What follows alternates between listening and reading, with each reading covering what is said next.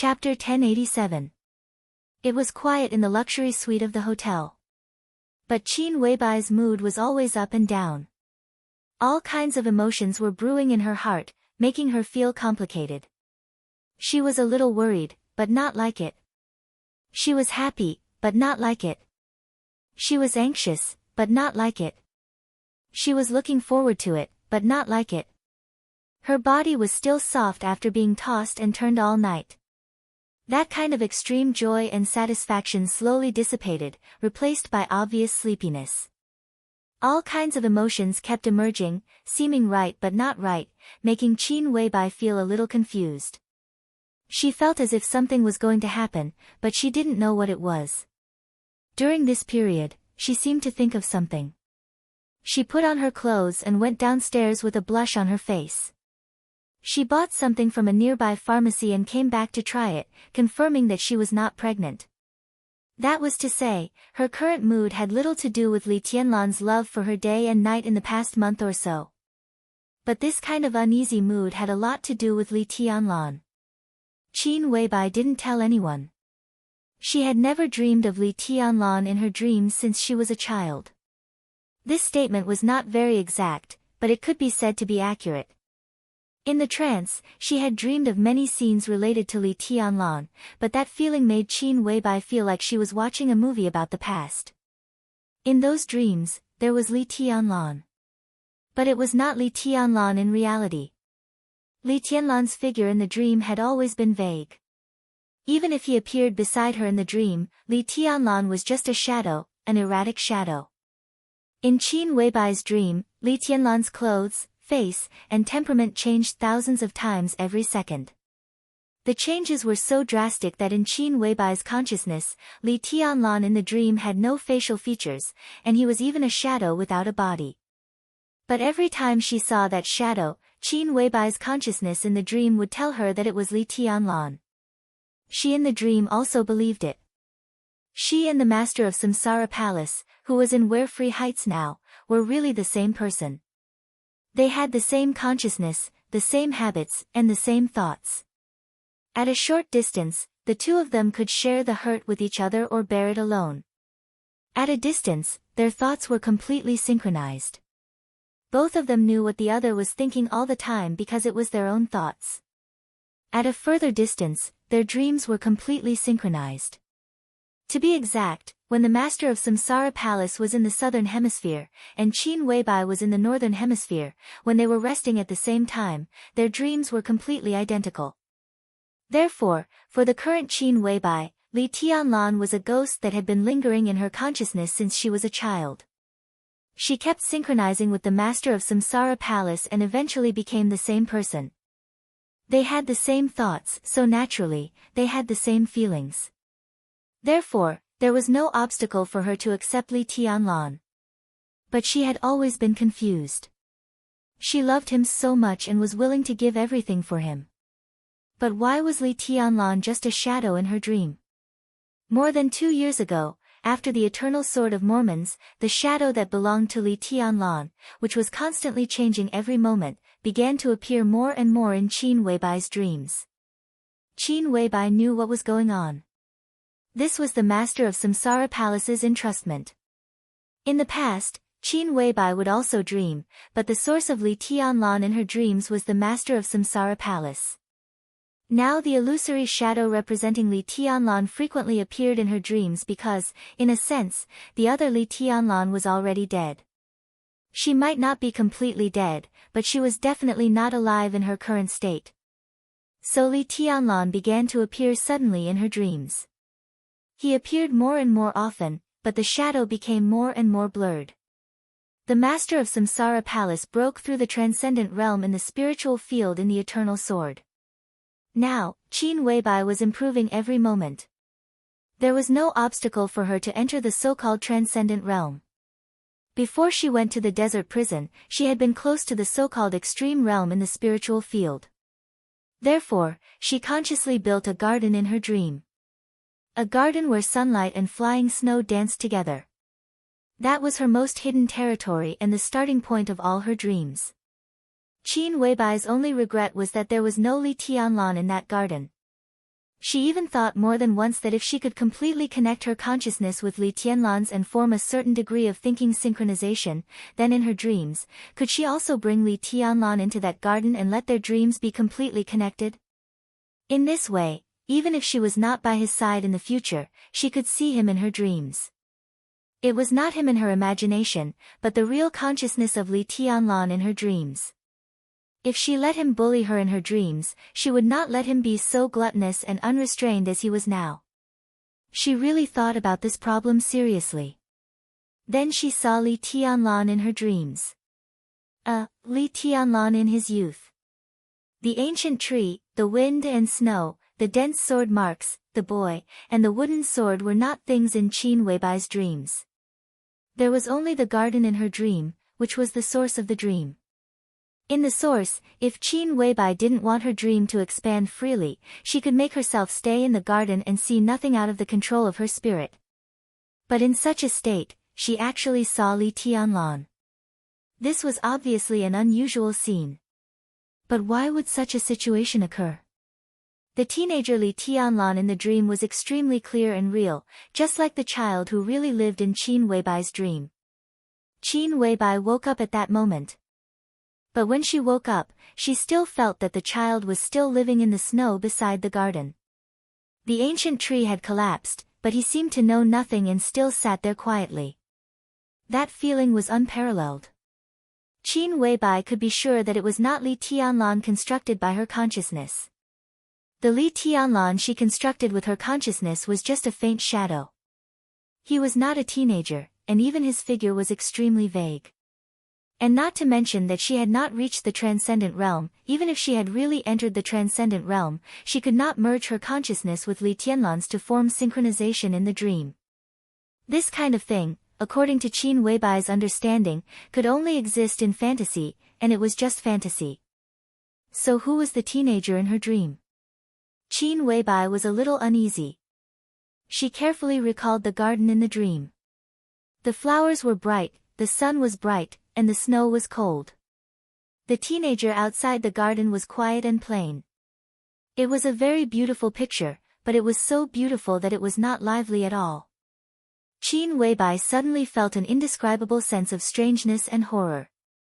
It was normal for her to recall every scene in the dream. But the more she thought about it, the weirder she felt.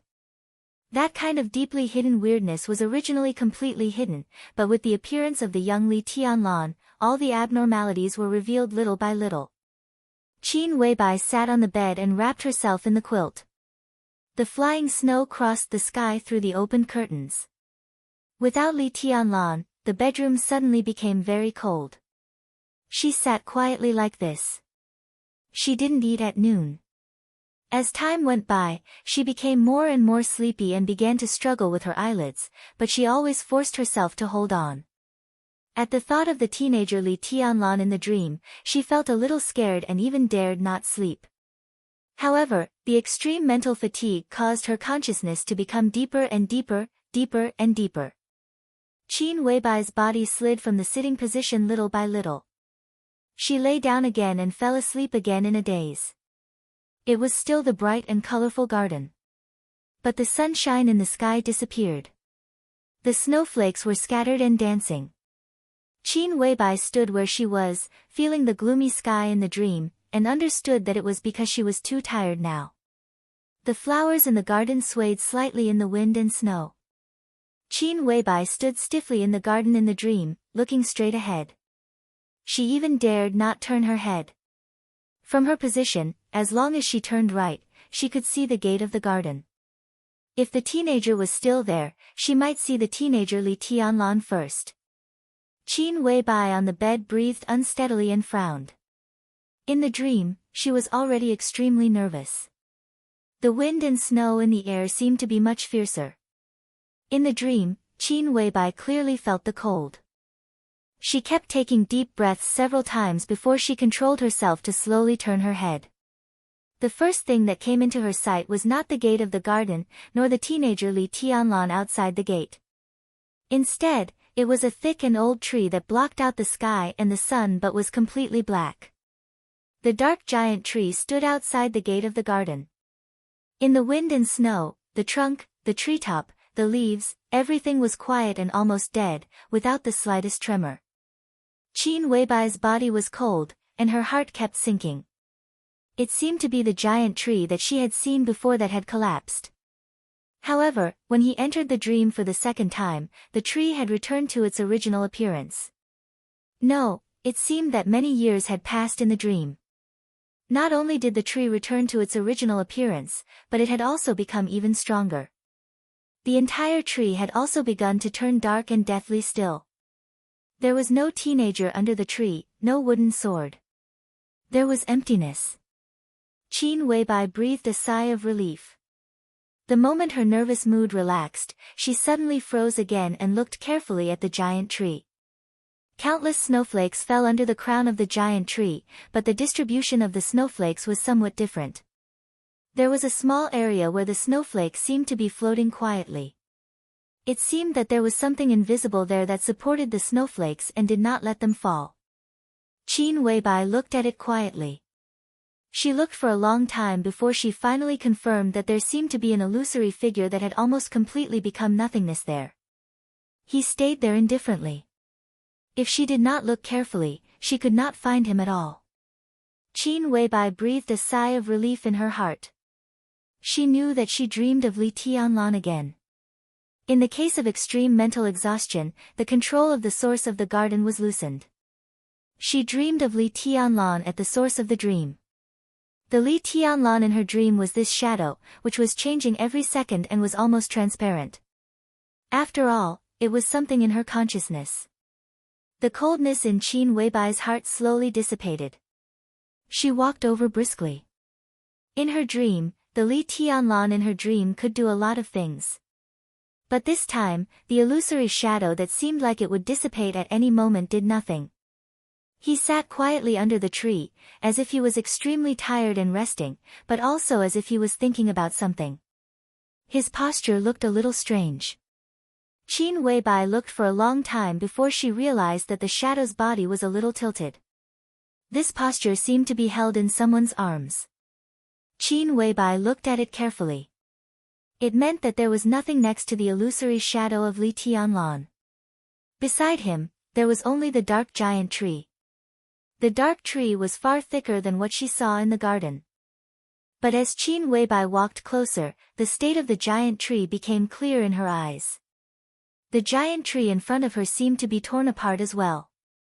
At this time, there were pieces of metal fragments of different colors inserted in the trunk of the giant tree. Qin Weibai couldn't recognize what kind of metal they were, but she could vaguely feel the color of the metal fragments. However, the originally colorful metal fragments were all dim at this time. Dense cracks spread on each fragment, which was shocking. The cracks spread from the roots to countless branches. Thousands, tens of thousands, hundreds of thousands, or even more pieces of metal were densely packed together. The black giant tree was completely torn by the metal fragments. The giant tree was trembling slightly, and the dark and lusterless sap slowly flowed down from the trunk, like pieces of black blood. Qin Weibai's brows were tightly knitted together. The illusory shadow representing Li Tianlan was still sitting there, as if it would dissipate at any time, but it never did. Qin Weibai stopped in front of the shadow and looked at the giant tree behind him. The giant tree trembled more and more obviously, and the black blood seemed to have flowed into a small waterfall. She didn't know why, but Qin Weibai suddenly felt that the tree should be much bigger than what she had seen. The source of her dream was limited, so the tree seemed to have shrunk many times. It was a very natural feeling. She felt that if the tree really existed, it would be almost infinitely tall, and every piece of metal fragment inserted in the trunk would probably be big enough to cover the whole sky. The tree and the fragments were infinitely shrunk. Only the size of the shadow was ordinary. Black blood flowed down from the trunk, as if to completely drown the shadow. However, a powerful aura blocked all the black liquid outside. It seemed to be a sword energy. Qin Weibai was a little confused. When she walked out of the garden, the dream had already unfolded from the source. She didn't know why she had such a dream. The giant black tree was very close to her. Qin Weibai could clearly feel countless emotions from the patches of black blood. Bloody, cruel, evil, chaotic, violent, resentful. Dark and gloomy. The metal fragments inserted in the trunk reflected a faint light. The light was absolutely cold, with an absolutely complete and perfect law, forming a natural sense of repulsion. Qin Weibai really didn't dare to move for a moment. She suddenly found that whether she was close to the black giant tree or those metal fragments, she would end up horribly. She was only the safest when she was around the shadow. But the shadow itself was the most illusory. Tianlan, in the dream, Qin Weibai called softly. The shadow was silent, motionless, and didn't respond at all. This was different from her usual dreams. Qin Weibai thought about it and did what she used to do in her dreams. This was her dream. Everything in front of her was a continuation of her consciousness. She had absolute authority here. In her dream, Li Tianlan was just a shadow that was constantly changing every minute and second. Qin Weibai would try to focus her attention and her consciousness every time to make Li Tianlan become clear. Such an attempt had never succeeded. But she would keep trying until she woke up naturally. Qin Weibai gently sat next to the shadow and looked at it seriously. She began to concentrate her attention and focus her consciousness. The dream began to shake unstably. This was a sign that she was about to wake up after doing something deliberately in the dream. Qin Weibai looked at the shadow in front of her calmly. The shadow began to become clear in her constant concentration. A shallow, faint outline appeared in the almost transparent shadow. The outline began to have slight edges. A touch of color gradually appeared in her sight. It was purple. The moment the purple color appeared, it began to change into various complex colors. Qin Weibai had long been used to this change. However, this change only appeared for a few seconds today, and then it was completely fixed. The constantly changing color disappeared. A shocking black and red color appeared in front of Qin Weibai. No, it was not black and red. It was a black windbreaker. However, the windbreaker was stained with large patches of blood. The blood was almost smeared on every corner of the black windbreaker, which looked sad and tragic. The smell of blood began to appear in the dream. The black windbreaker with a corner stained with blood became completely clear and did not change. It did not change. Qin Weibai's heart began to sink like crazy, as if falling into an ice cave. Because this time, Li Tianlan's body was also fixed and did not change. More and more black windbreakers began to appear. The bloodstains spread all the way down. But what Qin Weibai saw was only a black windbreaker. In the dream, she did not see Li Tianlan's leg. It seemed to be cut by an extremely sharp weapon. One of Li Tianlan's leg had completely disappeared. The wound seemed to have happened not long ago. Hot blood was flowing from the wound, and the hem of the windbreaker was almost completely soaked in blood. The shadow became clearer and clearer. Qin Weibai saw Li Tianlan's other leg. No, it was the other half of the leg. His calf also disappeared, and so did his knee. Ghastly white bones and blood spread from his thigh.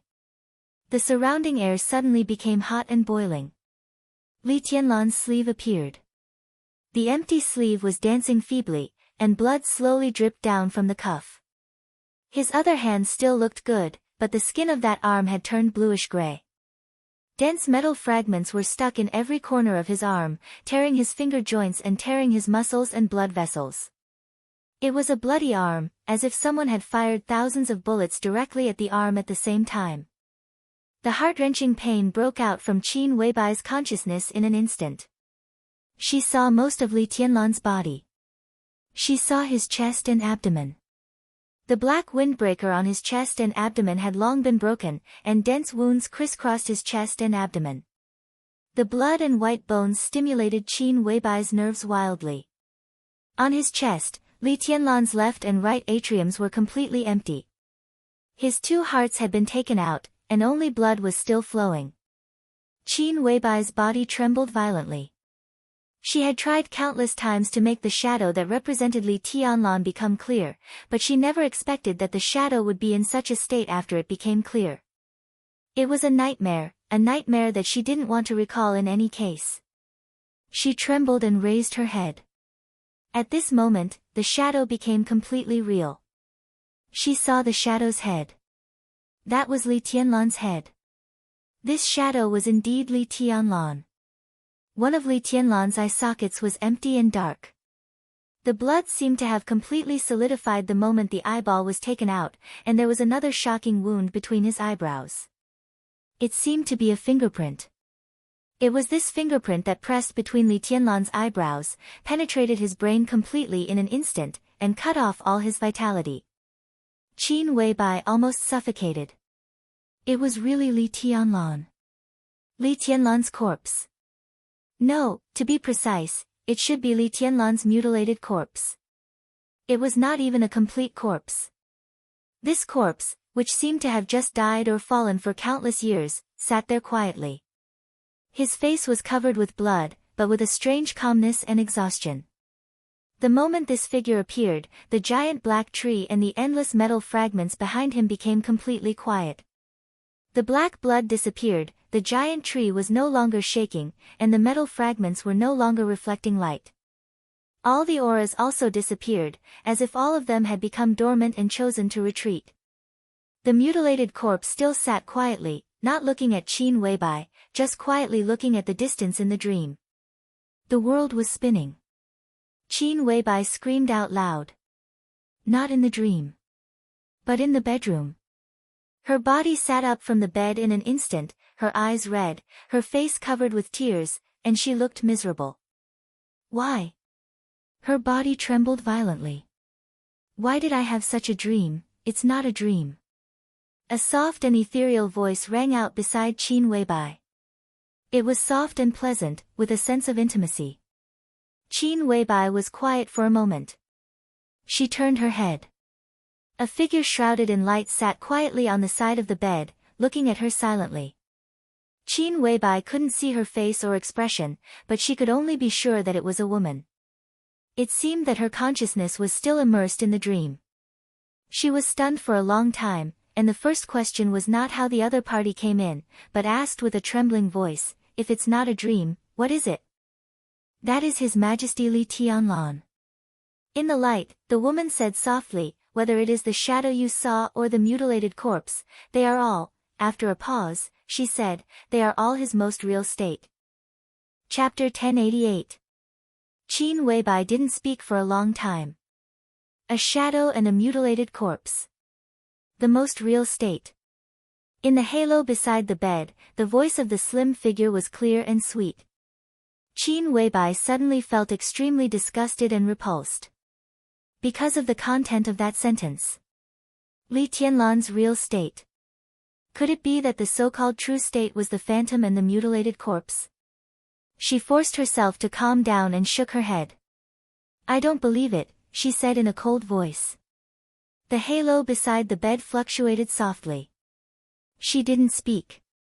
For some reason, at this moment, Qin Weibai suddenly felt that the woman in the halo seemed to want to get close to her, but in the end, she didn't move. The truth is in the dream. Whether you believe it or not, it doesn't change anything. The woman in the halo said softly. She seemed to see the shadow and the mutilated corpse in Qin Weibai's dream. In the slightly swaying halo, Qin Weibai felt a clear pain and sadness. If that is Tianlan's real state, then what is Tianlan now? Qin Weibai stared at the light around her and asked word by word. "That is the reality you see." Qin Weibai sneered. "We see it. Then what about the shadow in my dream?" "It is the reality in the illusion." In the halo, the woman's answer was still gentle and without hesitation. Qin Weibai suddenly felt a little cold. With their questions and answers, the whole world seemed to have unknowingly become gloomy. It was as if there was some kind of danger brewing quietly and slowly. Then, it would erupt bit by bit, bringing with it a deadly murderous intent. Qin Weibai felt a little dizzy. All the cold air in the air seemed to be circling around the ball of light beside the bed, and then she quietly endured it. The scene in front of her seemed a little familiar, and so did the dizziness in her mind. Qin Weibai was stunned and subconsciously said, "This is the malice of the world." The slightly swaying light paused for a moment. The woman seemed a little surprised, but then she nodded. "Yes. That is to say, you know Xianyuan Wushang?" Qin Weibai asked again. She thought of some information revealed by Xianyuan Wushang. "He said he has a sister. Is that you?" "No."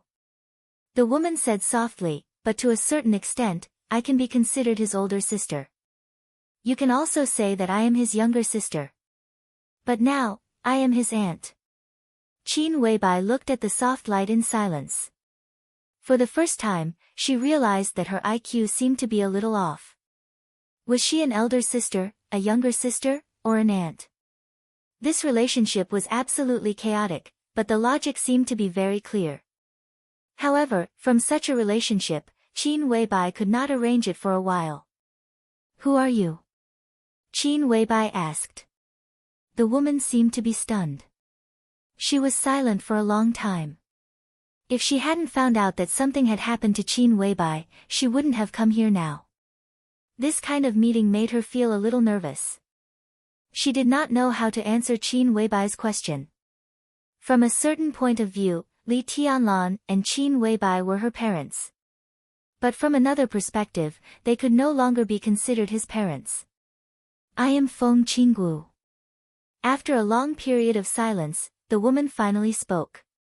She only said her name softly. Qin Weibai rubbed her forehead.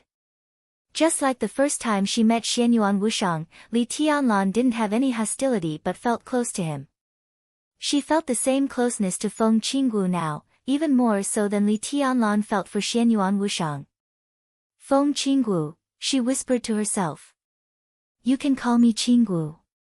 The voice in the halo murmured, as if it was acting coquettishly. Qin Weibai wanted to laugh, but she was really not in the mood. She rubbed between her eyebrows like Li Tianlan and said softly, "That dream, what's going on?" "It's a real projection projected in your consciousness. Of course, from your point of view now, it's also illusory. But no matter what the situation is, its existence needs to be affirmed." The temperature in the air seemed to be colder, with a bone-chilling coldness. Qin Weibai knew very well that if this was the malice of the world, then the malice now was many times greater than the malice that Xianyuan Wushang and Li Tianlan had suffered.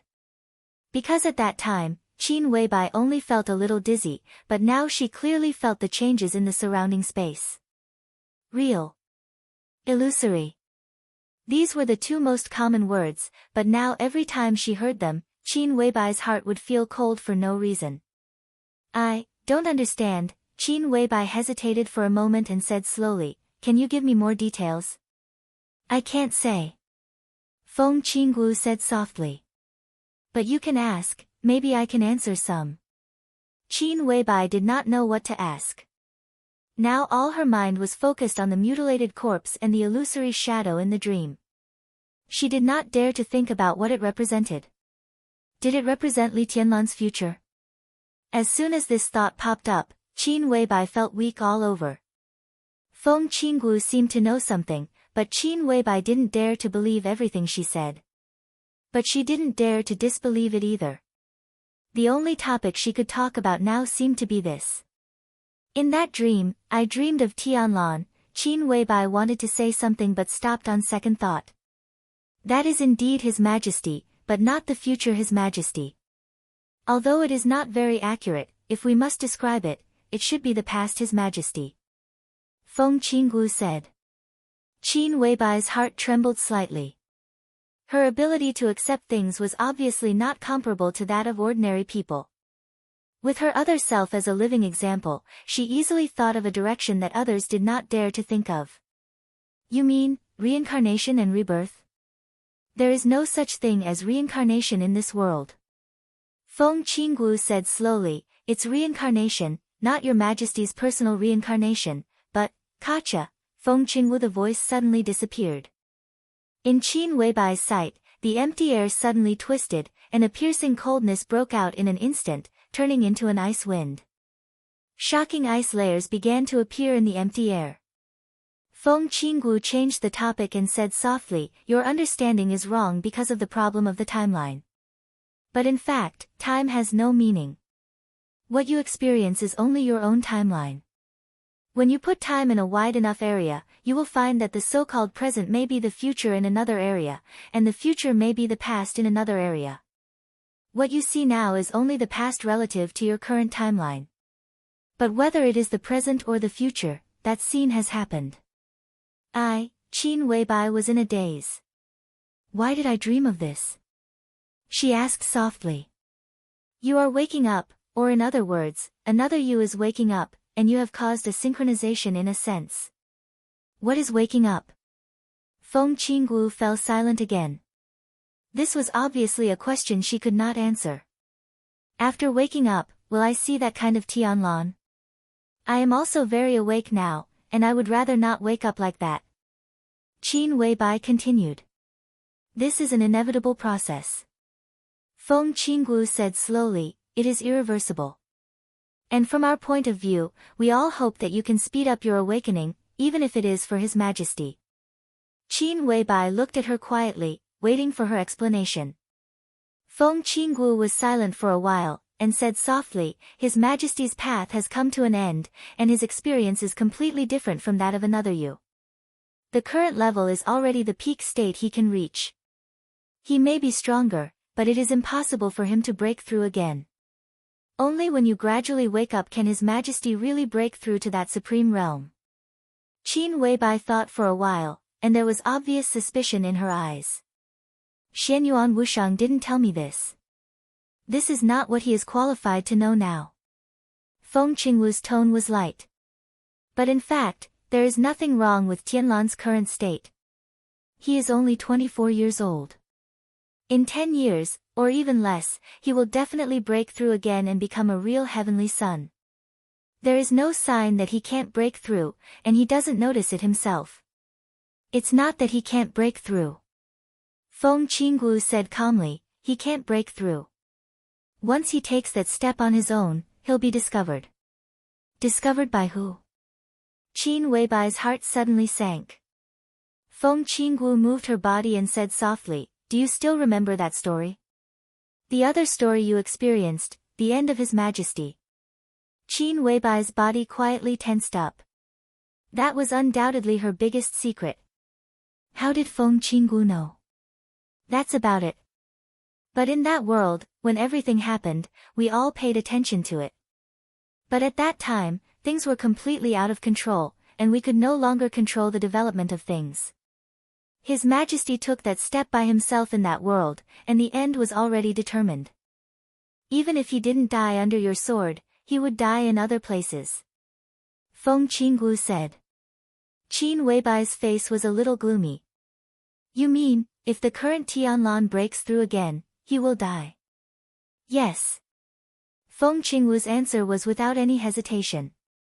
Qin Weibai sat on the bed in a daze. After a while, she asked, "How do you know what happened in that world?"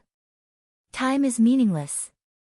Feng Qinggu said something inexplicable and continued to say, "And the situation where you are now is a coincidence of time and space paradox. This is also the result of our efforts. In order to achieve this goal, we have paid a very heavy price." Feng Qinggu seemed to say something else. But Qin Weibai could not hear it at all. All her consciousness was attracted by Feng Qingwu's words. To achieve this goal. Forming this paradox.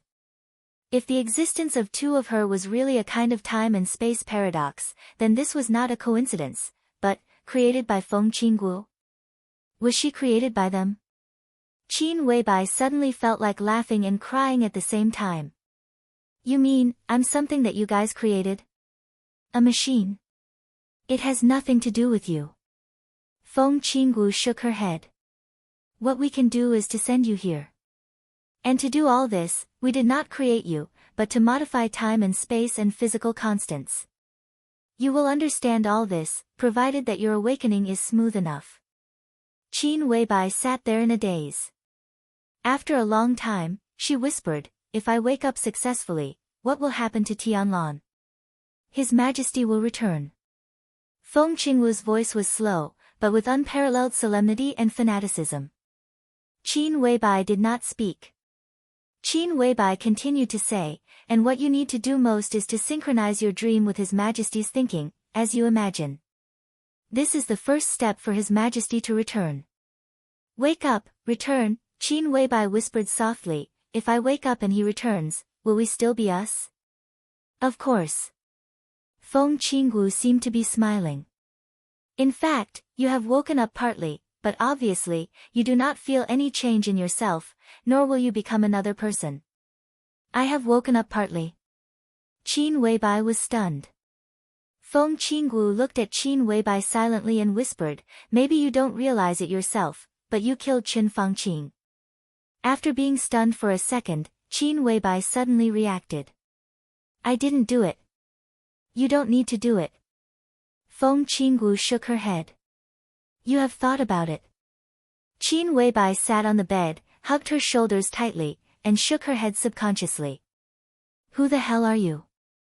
After a pause, she smiled somewhat self-deprecatingly. "Or, are you still human? Gods or demons?" "I am human." Feng Qingwu's tone was a little complicated, with certainty and a little confusion. She was silent for a moment and whispered, "Of course, in the eyes of others, they call me Dominator." "Of course, in the eyes of others, they call me Dominator." Qin Weibai did not speak. Her bright eyes were a mess, and countless thoughts appeared at the same time. She seemed to be a little confused and a little chaotic. "You don't look very well," Feng Qingwu said. "I'm just a little cold." Qin Weibai replied slowly. "If you need warmth," Feng Qingwu smiled, "I can give it to you." A soft and fluctuating light suddenly bloomed in front of Qin Weibai. Thousands of lights shone. The originally soft light became extremely cold in an instant. Feng Qingwu seemed to be reflecting the cold light of the metal. However, the surrounding air instantly became warm as spring. Time froze in an instant. The light of the metal was slightly refracted. The light shuttled and rushed into space at a speed faster than light. The virtual quantum network base station was instantly formed. Virtual shuttling and leaping in an instant. Feng Qingwu's consciousness went straight into the starry sky through the quantum network base station. The boundless Milky Way formed an incomparably dazzling yet extremely chaotic cosmic curve in her consciousness. The quantum transmission instantly crossed the distance of millions of light-years in the curve of the universe and went straight into the depths of the universe. Silence and dead silence appeared in an instant and disappeared in an instant. The perspective of her consciousness changed for half a second. Feng Qingwu's consciousness entered a large wormhole. The starry sky suddenly retreated. The wormhole shook violently. The boundless black tide seemed to tear the wormhole apart in the blink of an eye.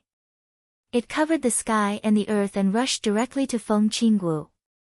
It was a sword radiance that tore everything apart. It was crazy, cold, violent, domineering, with extreme excitement and calmness. With an almost invincible determination, the surging sword radiance completely covered Feng Qingwu.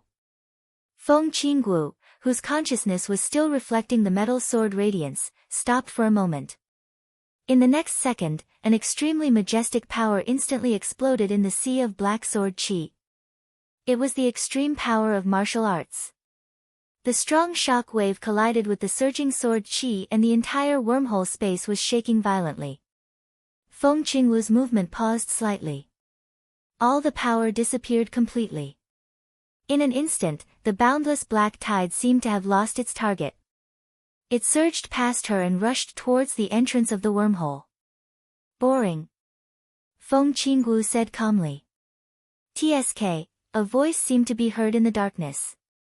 The voice came from an extremely far place accompanied by the intense collision sound. It was tough and calm. "You're indeed interesting, Lord. Is this what you're relying on to bully my son?" "I'm only teaching him what he should do," Feng Qingwu said calmly. In a faraway place, a voice that seemed to come from another space directly penetrated the wormhole. It was as hard as iron and carried with it an eerie sharpness. Perhaps I should also teach you a lesson and let you know what you should do. Oh. Feng Qinggu said calmly, you're fighting against those things now, how are you going to teach me? Based on the amount of sword qi that you can produce, which is not even a billionth of what you had at your peak. Humph. Countless sword qi shook violently. The wormhole shattered instantly. It was already a battlefield in front of Feng Qinggu. The voice from afar shattered the wormhole. Instead of bringing Feng Qinggu to her destination, it brought her to the battlefield. You're the Princess Royal of the space-time corridor. This is where you should be. The black ocean surged and roared in front of Feng Qinggu. The boundless black ocean surged up hundreds of thousands of feet into the sky. The sword radiance whistled and shattered the stars. Countless metallic objects fell into the black ocean. The area of the battlefield was almost calculated in terms of light years. The crazy killing did not stop for even a moment. Countless races, large amounts of metal, the sky was filled with mechas, and the dark, enshrouded shadows. Cannons, sword radiance, explosions, lacerations, and destruction. The endless number of battleships continued to pour out destructive power. The battlefield was filled with the humans and other races fighting against the dark shadows and mechas. Tens of millions, hundreds of millions, it was vast and mighty, innumerable.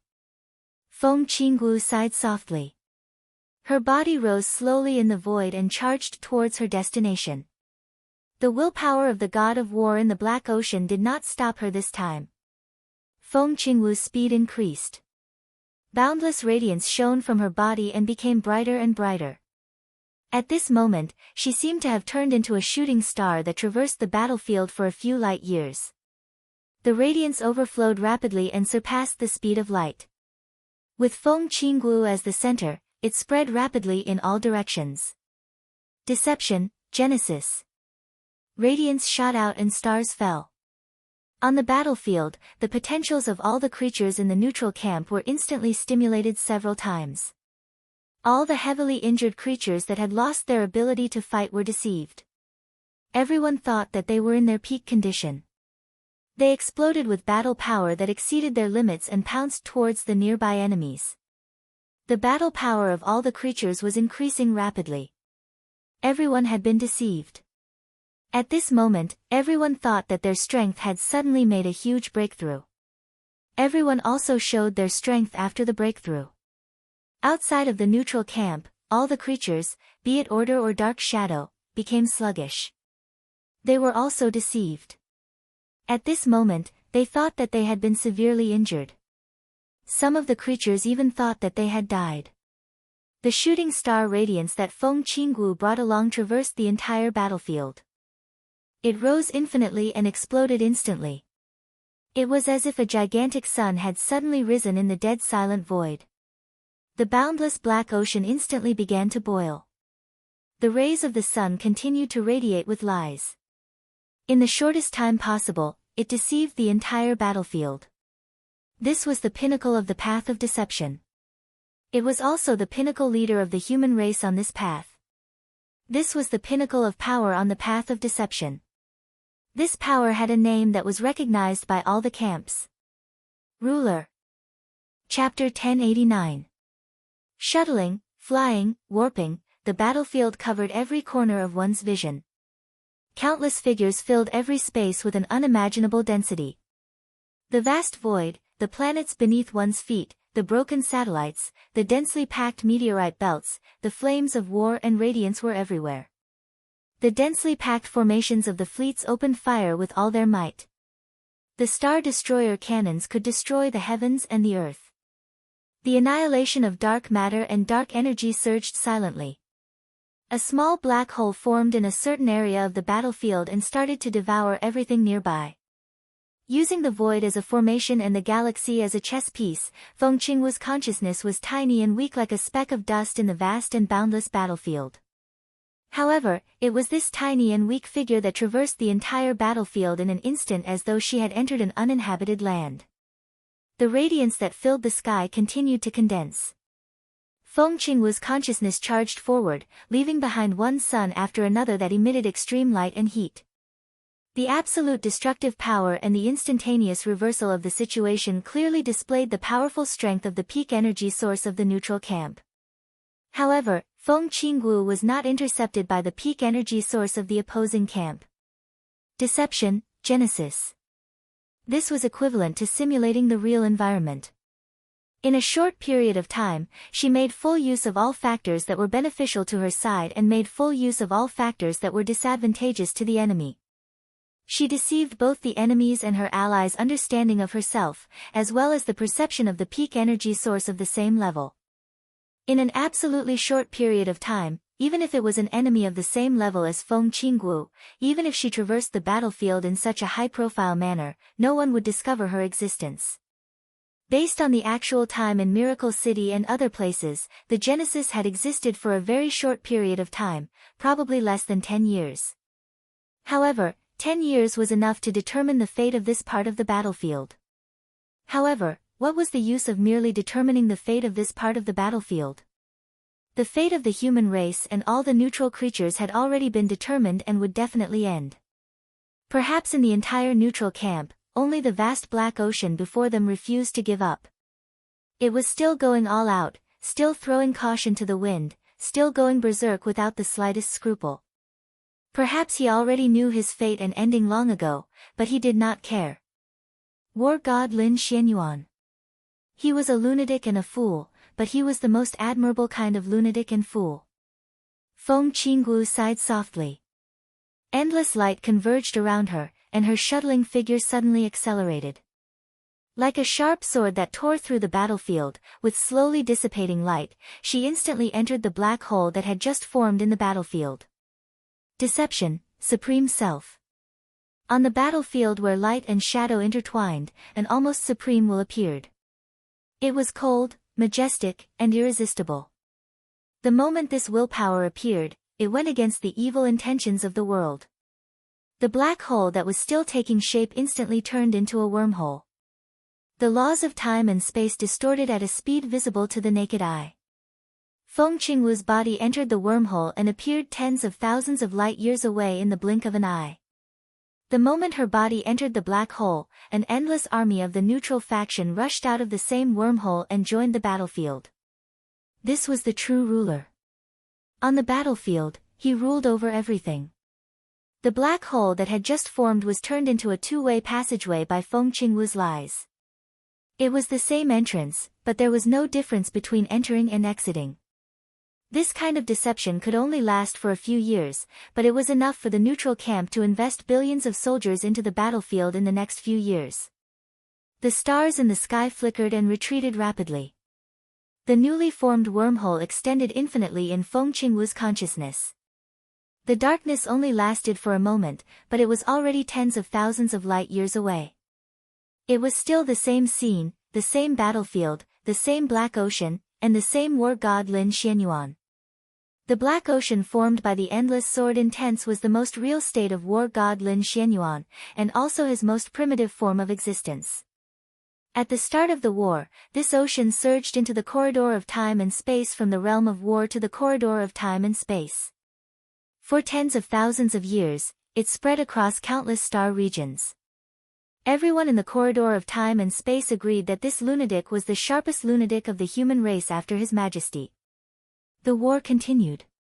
Even Feng Qingwu did not know how many star regions Lin Xuanyuan's sword aura had passed through and how many enemies of the same level as him had fought. Feng Qingwu did not look at the battlefield and continued to travel. Time and distance seemed to have lost their meaning. She traveled again and again. When Feng Qingwu's consciousness traveled through the wormhole, she suddenly felt a majestic force from the outside world penetrating the wormhole and instantly extending the distance she could travel. Feng Qingwu felt slightly relieved. She knew that she was finally close to her destination. This majestic force was the aura of the War King of the corridor of time and space. In the next second, the silence disappeared completely and there was no more killing. An extremely huge planet appeared in front of Feng Qingwu. This planet rotated slowly, almost occupying all of Feng Qingwu's consciousness. Feng Qingwu was in a trance for a moment. In front of this planet, Miracle City was like a child's toy block in front of a skyscraper. The strong contrast stunned Feng Qingwu, who had already placed all of her attention on Miracle City. She finally reached her destination. This was the capital of the corridor of time and space. Old Capital City. Feng Qingwu took a step forward. Her destination was very clear. Therefore, when she took a step, she deceived the distance between time and space. The chaotic meteorite belt and the atmosphere changed instantly. Feng Qingwu's consciousness had already appeared in an extremely huge palace. The ancient bronze palace was a little mottled and old. Faint lights flickered in every corner of the palace. The space was filled with a clear and ancient aura. In the palace, darkness and light bloomed at the same time and disappeared at the same time. Everything was silent. "Qingwu, what's the matter?" A gentle voice suddenly rang out inside the palace. An extremely gentle golden light suddenly lit up in the deepest part of the palace. Like the rising sun, the golden light shone from afar. The light and darkness in front of her instantly lost all their colors. That golden light instantly became the only thing in the palace. Feng Qingwu floated forward silently for a while. The further she went, the brighter and gentler the golden light became.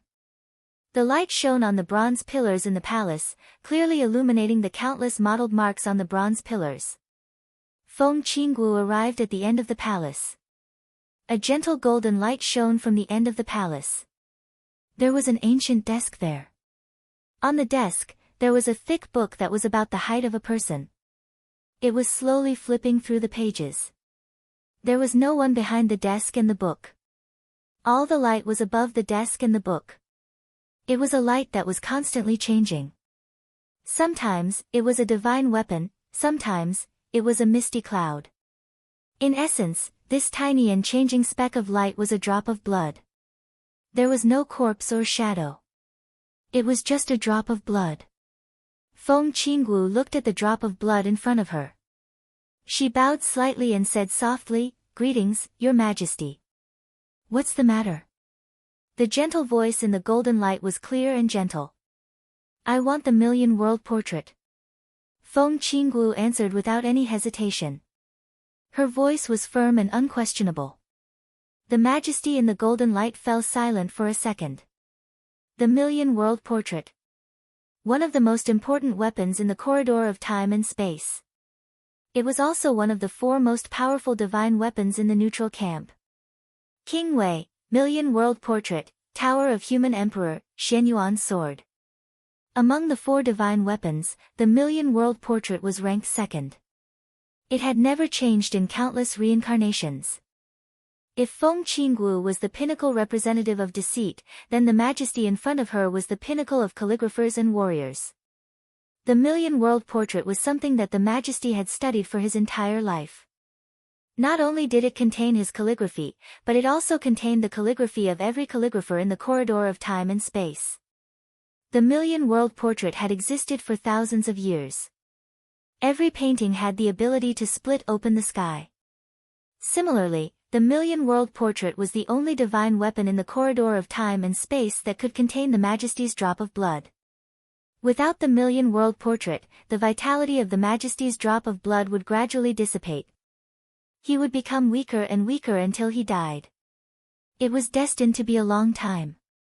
Unfortunately, time was meaningless. Since there was a possibility of death, the reality of death might appear in the next second. It might be 10,000 years for Feng Qingwu, or a minute for the Majesty, sure. A second later, the Majesty's voice was heard. "Which one do you want?" "The Book of Creation." Feng Qingwu seemed a little surprised, but she still answered the Majesty's question quickly. The thick book on the table flipped a few pages and a clear tearing sound was heard in the palace. A thin page fell out of the book and landed in Feng Qingwu's hand. It was as light as a feather. However, the thick book on the table became thinner by about 10%. Streaks of vital energy flew out of the palace and spread into the void. It was the vitality of the Majesty's blood dissipating. Feng Qinggu remained silent for a while and said softly, "Thank you." The Majesty's laughter echoed in the Bronze Palace. It was carefree and calm. Why? Feng Qinggu couldn't help but ask. The Majesty seemed a little confused. The Book of Creation is very important to you too. Feng Qinggu said, "If I'm not wrong, you spent most of your time resting in the Book of Creation. The vitality of your blood overflowed into the Book of Creation and returned to your body. How long could you last without the Book of Creation?" "Actually, I was mentally prepared for you to reject me because of the corridor of time and the human race." The human race's overall situation, His Majesty whispered to himself and then laughed. His laughter was very soft at first, but then it became louder and louder. However, it was not the kind of hysterical laughter. This laughter was clear, calm, indifferent, open-minded, and finally turned into a faint tiredness. The human clan. What's the big picture? Feng Qinggu was shocked and asked subconsciously, "What do you mean?" "Exactly what I said." The Majesty said calmly, "I gave you the Book of Creation because you need it more than I do. Tell me about Her Highness's situation." "Her situation is very special." Feng Qinggu was a little uneasy and thought about the Majesty's words. She said subconsciously, "In the past few samsara cycles, even if there were returnees, none of them were at the level of the two of them. Their existence can't be replicated. The so-called experience we summarized is only based on the other returnees and the process of your return. In fact, no matter you, me, or anyone else, is worthy of being mentioned in the same breath as them. We can't speculate the process of their return. According to my observation, Your Majesty Tianlan has now vaguely come into contact with part of the power of Tianju. This also means that if Your Majesty returns, you will at least reach the 7th level of authority. This is only the most conservative estimate." Tianju, the Majesty pondered and sighed softly. "This time, does it start from martial arts?" "Martial arts has never been for the weak." Feng Qinggu said indifferently, "Over the years, the King of War has lost some competitiveness. You haven't taken any action. Countless people in the corridor of time and space think that the path of martial arts has lost its former glory. But is that really the case?" "Of course not." The Majesty laughed softly. "This is the first path of the human race. Perhaps compared to order and shadow, it has congenital flaws and shortcomings. But I always believe that this path represents true invincibility. Look at Lin Xianyuan and Wang Fuxing." Feng Qinggu said. When His Majesty didn't take action, the two from the God of War realm and the Emperor Palace represented the peak of martial arts in the neutral camp, the God of War. Lin Xianyuan stood at the pinnacle of martial arts and had personally slain the apocalypse of the Order faction. The current God of War was the strongest blade cutting through thorns and thorns for the human race. The most ancient path of martial arts was constantly bursting forth with great vitality in the most chaotic and dangerous situation. Therefore, Feng Qinggu didn't think there was any problem with his path of return. "What about Her Highness?" His Majesty asked slowly. Feng Qinggu obviously hesitated and said softly, "I'm not very sure. But so far, she seems to have shown some ability that belongs to Dream, but it is very weak. It is precisely because of this ability that she came into contact with the real imprint that Your Majesty left in the deepest part of her consciousness in order to protect her. I think this should be caused by Her Highness who is now in hibernation. But we can't detect her situation. We can only detect something from Qin Weibai. This is also what I want to say. Her Highness could survive because of the real imprint that Your Majesty left in the deepest part of her consciousness. That is to say, Your Majesty's real imprint is in Qin Weibai's consciousness. Now Your Majesty has shown an ability similar to the heavenly end. If Her Highness Qin Weibai can further wake up and synchronize her consciousness with Your Majesty's, then His Majesty may come into contact with his real imprint and speed up the pace of return. In that case, when His Majesty returns, he may not be a heavenly end, but..." Feng Qinggu paused and said, "God of Massacre." His Majesty let out a sigh of relief. With expectation and understanding, he said, "So you want the picture of all worlds?" "Yes." Feng Qinggu said slowly, "But I didn't expect you to really give it to me." The topic came back again. His Majesty didn't avoid it this time. He just said softly, "It doesn't matter. There is nothing in the space-time corridor that can't be given to them. The big picture. Without the space-time corridor, the so-called big picture is just an illusion." Suddenly, the faint golden light began to brighten. His Majesty's voice became calm and determined. "Maybe I should go out for a walk, in case the god of war takes all the limelight." Some of the premonitions in his heart became reality. Feng Qingwu's heart slightly sank. "You're right," His Majesty said calmly. The golden light began to leave the desk and move forward slowly. "Maybe this is the last time we meet." His Majesty's voice was calm and powerful. "There will be no miracle. We are about to face another failure. Our doomsday is coming. I'm ashamed to face His Majesty and Her Highness." His Majesty said softly, "As the human emperor of the space-time corridor, I have never really completed my mission in the long years. All of us are ashamed to face His Majesty and Her Highness. The human clan has never obtained the right to survive." His Majesty laughed self-deprecatingly. "It has never happened." Neutral camp. The god of war dominated the world. The human emperor was calm. The 4 great divine artifacts stabilized the overall situation. In the long years, countless reincarnations, they were destroyed and reborn in the illusion and reality. The human clan was like an ant. They had always been fighting for survival, but they had never obtained the right to survive. What they obtained was just the power to struggle. They tried their best, tried everything, and struggled desperately without compromising. Then they were destroyed and exterminated again and again. Everything must have an end. When I return again, I am still me, but also not me." His Majesty looked at Feng Qinggu and said softly, "You are still you, but also not you. When I return again, maybe I won't be your sister. Whatever it is." His Majesty laughed softly. "You should also arrange a way out for yourself." "My way out is in the City of Miracles," Feng Qinggu said softly. She had already found a suitable candidate, so she was not afraid of the end of the world. Her smile was even a little happy. "I can be his daughter again. The only regret is that I have to change my mother. That should be a good candidate." His Majesty laughed. He looked into the distance, and his gaze seemed to fall on the person who was also called the human emperor in the human palace, on the god of war who was still slowly struggling in the void, on King Jinjian, on the king of war, and on all the human clan. Everything must have an end. The other party was already here. So he would fall. Feng Qinggu would fall. The god of war would also fall. Everyone's ending had long been destined, and it would come to an end. "Let's go," His Majesty said softly. In the bronze palace, the golden light instantly bloomed and shot straight into the distant void. Feng Qinggu gently raised her palm. In the extremely distant void, a big hand filled with dark energy and dark matter instantly formed. The world was deceived by lies. The illusory hand slowly moved down and finally enveloped a star that was at its peak. In the next second, the big hand disappeared.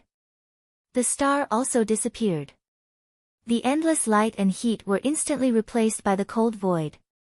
A pearl that was burning with warm light appeared in Feng Qingwu's hand. She picked up the stars with her bare hands. Feng Qingwu calmly held the pearl and slowly put it into the page of the chapter of creation in her other hand. The yellowed page instantly became warm and shone with a soft light. The soft light gently fluctuated, and Feng Qingwu's figure disappeared.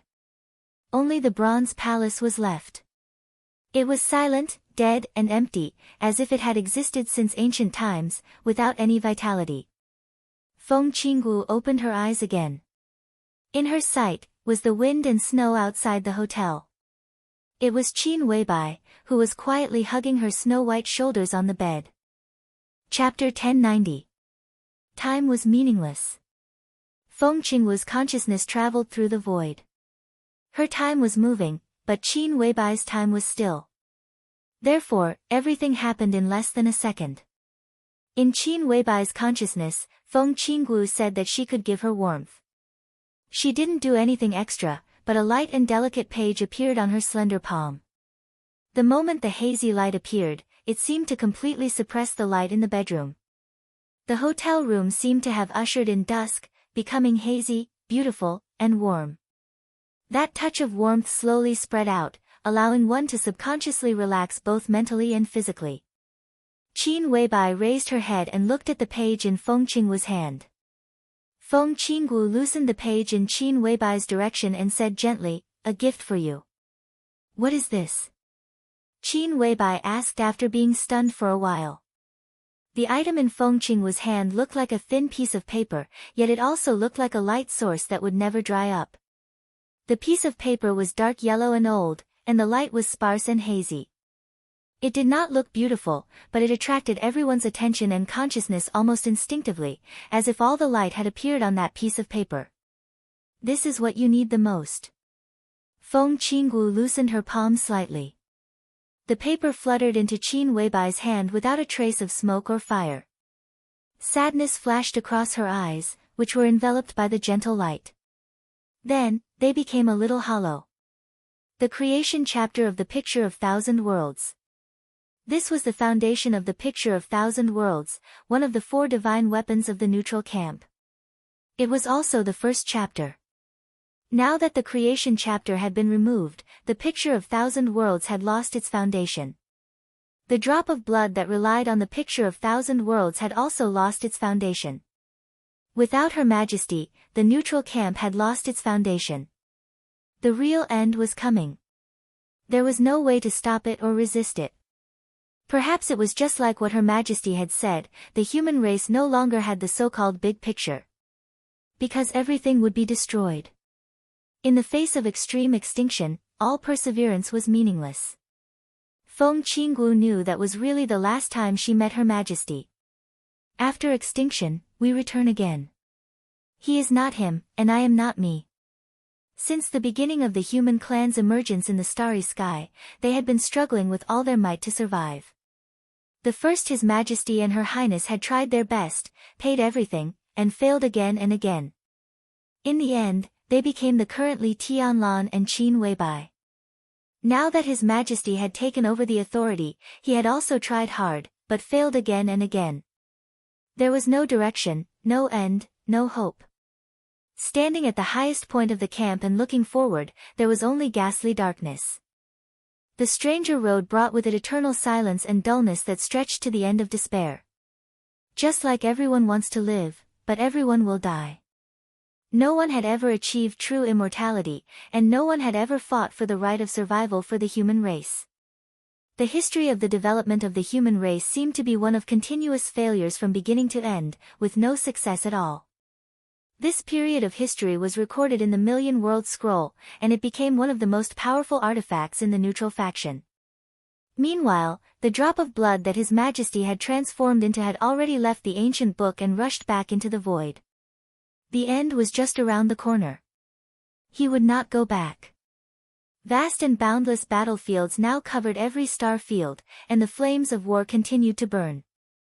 The chaotic light would reach Earth many years later, but even if Earth still existed at that time, the war would have already ended. Feng Qingwu was in a trance. She could imagine the scene of that drop of blood rushing into the void after leaving the Million World Scroll. She could also imagine the insolence of him facing countless peak existences with his Shenyuan sword. That was the scene that had once appeared in the chaotic river of time. It was peerless and invincible, the last sad song of the human clan. Everything would end. That drop of blood was now burning everything. He was destroying the corridor of time and space that he had created, and was using all means to restart the reincarnation for the human clan. Feng Qingwu sighed softly, looked at Qin Weibai, and said softly, "There's not much time left." "What?" Qin Weibai was stunned. Feng Qinggu looked at Qin Weibai silently. She walked to the bed and sat down. Hesitantly, she reached out and hugged Qin Weibai. An incomparably soft brilliance completely enveloped Qin Weibai. In the light, Qin Weibai saw a beautiful face that was somewhat similar to her and Li Tianlan's. The moment their bodies touched, Qin Weibai's heart suddenly skipped a beat. It was an incomparably real and clear feeling of being connected by blood. That feeling was so obvious, yet so unfamiliar. Your mental state isn't very good right now. The thing I gave you can help you stabilize your consciousness and make you calmer. Feng Qinggu said softly. Qin Weibai was still recalling the feeling of that hug. It felt like she was hugging a child that she had not seen for many years. It was a little strange, but the feeling of being connected by blood was so real and close. Qin Weibai did not have children, so she could not accurately describe that feeling. But the moment Feng Qinggu hugged her, her whole heart seemed to be completely melted. After a while, Feng Qinggu let go of Qin Weibai. You said that my mental state is not stable? She asked softly. Feng Qinggu nodded and said yes. If, Qin Weibai silently thought about her own state. She was a master in the field of spirit. Before today, no, even until now, she did not feel that her mental state was unstable. What was happening now was really a bit magical. But Qin Weibai, who had even experienced the so-called rebirth, did not feel that she could not bear those inexplicable but not too clear things. If my unstable state continues, what will happen? I don't know. Feng Qinggu shook her head. I never predict things that will not happen. You have received my gift, so your problem is no longer a problem. If I have to speculate, maybe you will become a lunatic, or a psychopath, or something else. But these are not important now. What's important is that my gift can help you a lot. Is that so? Qin Weibai whispered to herself and looked down at the page floating in her hand. The star that Feng Qinggu had placed in the book had already been compressed into the purest and most gentle energy. The energy that was countless times more powerful than the sun was compressed infinitely and filled every corner of the chapter of creation gently. It brought warmth and relaxation to the reader's body and mind. But even if this page was injected with the energy of a large star, it was still dark on the page. Only the extremely hazy and warm light penetrated through the darkness. Qin Weibai looked at it silently. There seemed to be a mass of black fog in the glowing dark paper, but it was also like a dense chaos. The absolute silence and darkness seemed to be completely still. This kind of color attracted all of Qin Weibai's attention. She kept looking at it, and then suddenly realized that the black on the paper was not necessarily pure darkness. Even darkness could not be so quiet. This darkness was like real nothingness. There was nothing, not even darkness. The absolute nothingness seemed to condense into a point of infinite mass, infinitely small volume, and infinitely high density. This point of nothingness slowly rotated on the page. In silence, without a sound, without a change in expression. Qin Weibai was silent for a long time before she whispered, I don't feel anything wrong with my spirit. By the time you can feel it, it will be too late. Feng Qinggu shook her head. Maybe you won't believe what I said, but some signs have already appeared. You and the other you existed at the same time, but you were originally a part of the space-time paradox. However, the other you started to walk on the path of awakening in the process of near extinction. During this period of time, your consciousness has been cut off. However, this is not cutting off, but the gap between the two of you has widened. This has already increased the mental burden on you, and you didn't even feel the changes in yourself. The most obvious point is that you did not want to kill Chen Fangqing so soon, but in fact, you have already killed him. This means that your spirit has been out of control to some extent. I did not kill Chen Fangqing. Holding this page, Qin Weibai was unprecedentedly sober. She seemed to really calm down, and her voice became stable. But you wanted to kill him. Feng Qinggu said.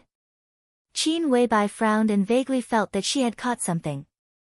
But when she asked Feng Qinggu, she could not hear Feng Qinggu's answer at all.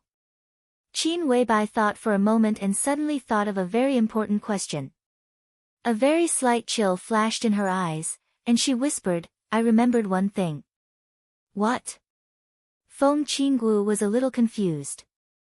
You said that I am an extremely rare paradox of time and space. Obviously, no matter how rare I am now, I am not the only one. If I am a paradox, then how do you explain Jiang Shangyu? Is he also a paradox created by you? Qin Weibai asked. Jiang Shangyu, there was a strange emotion in Feng Qingwu's voice.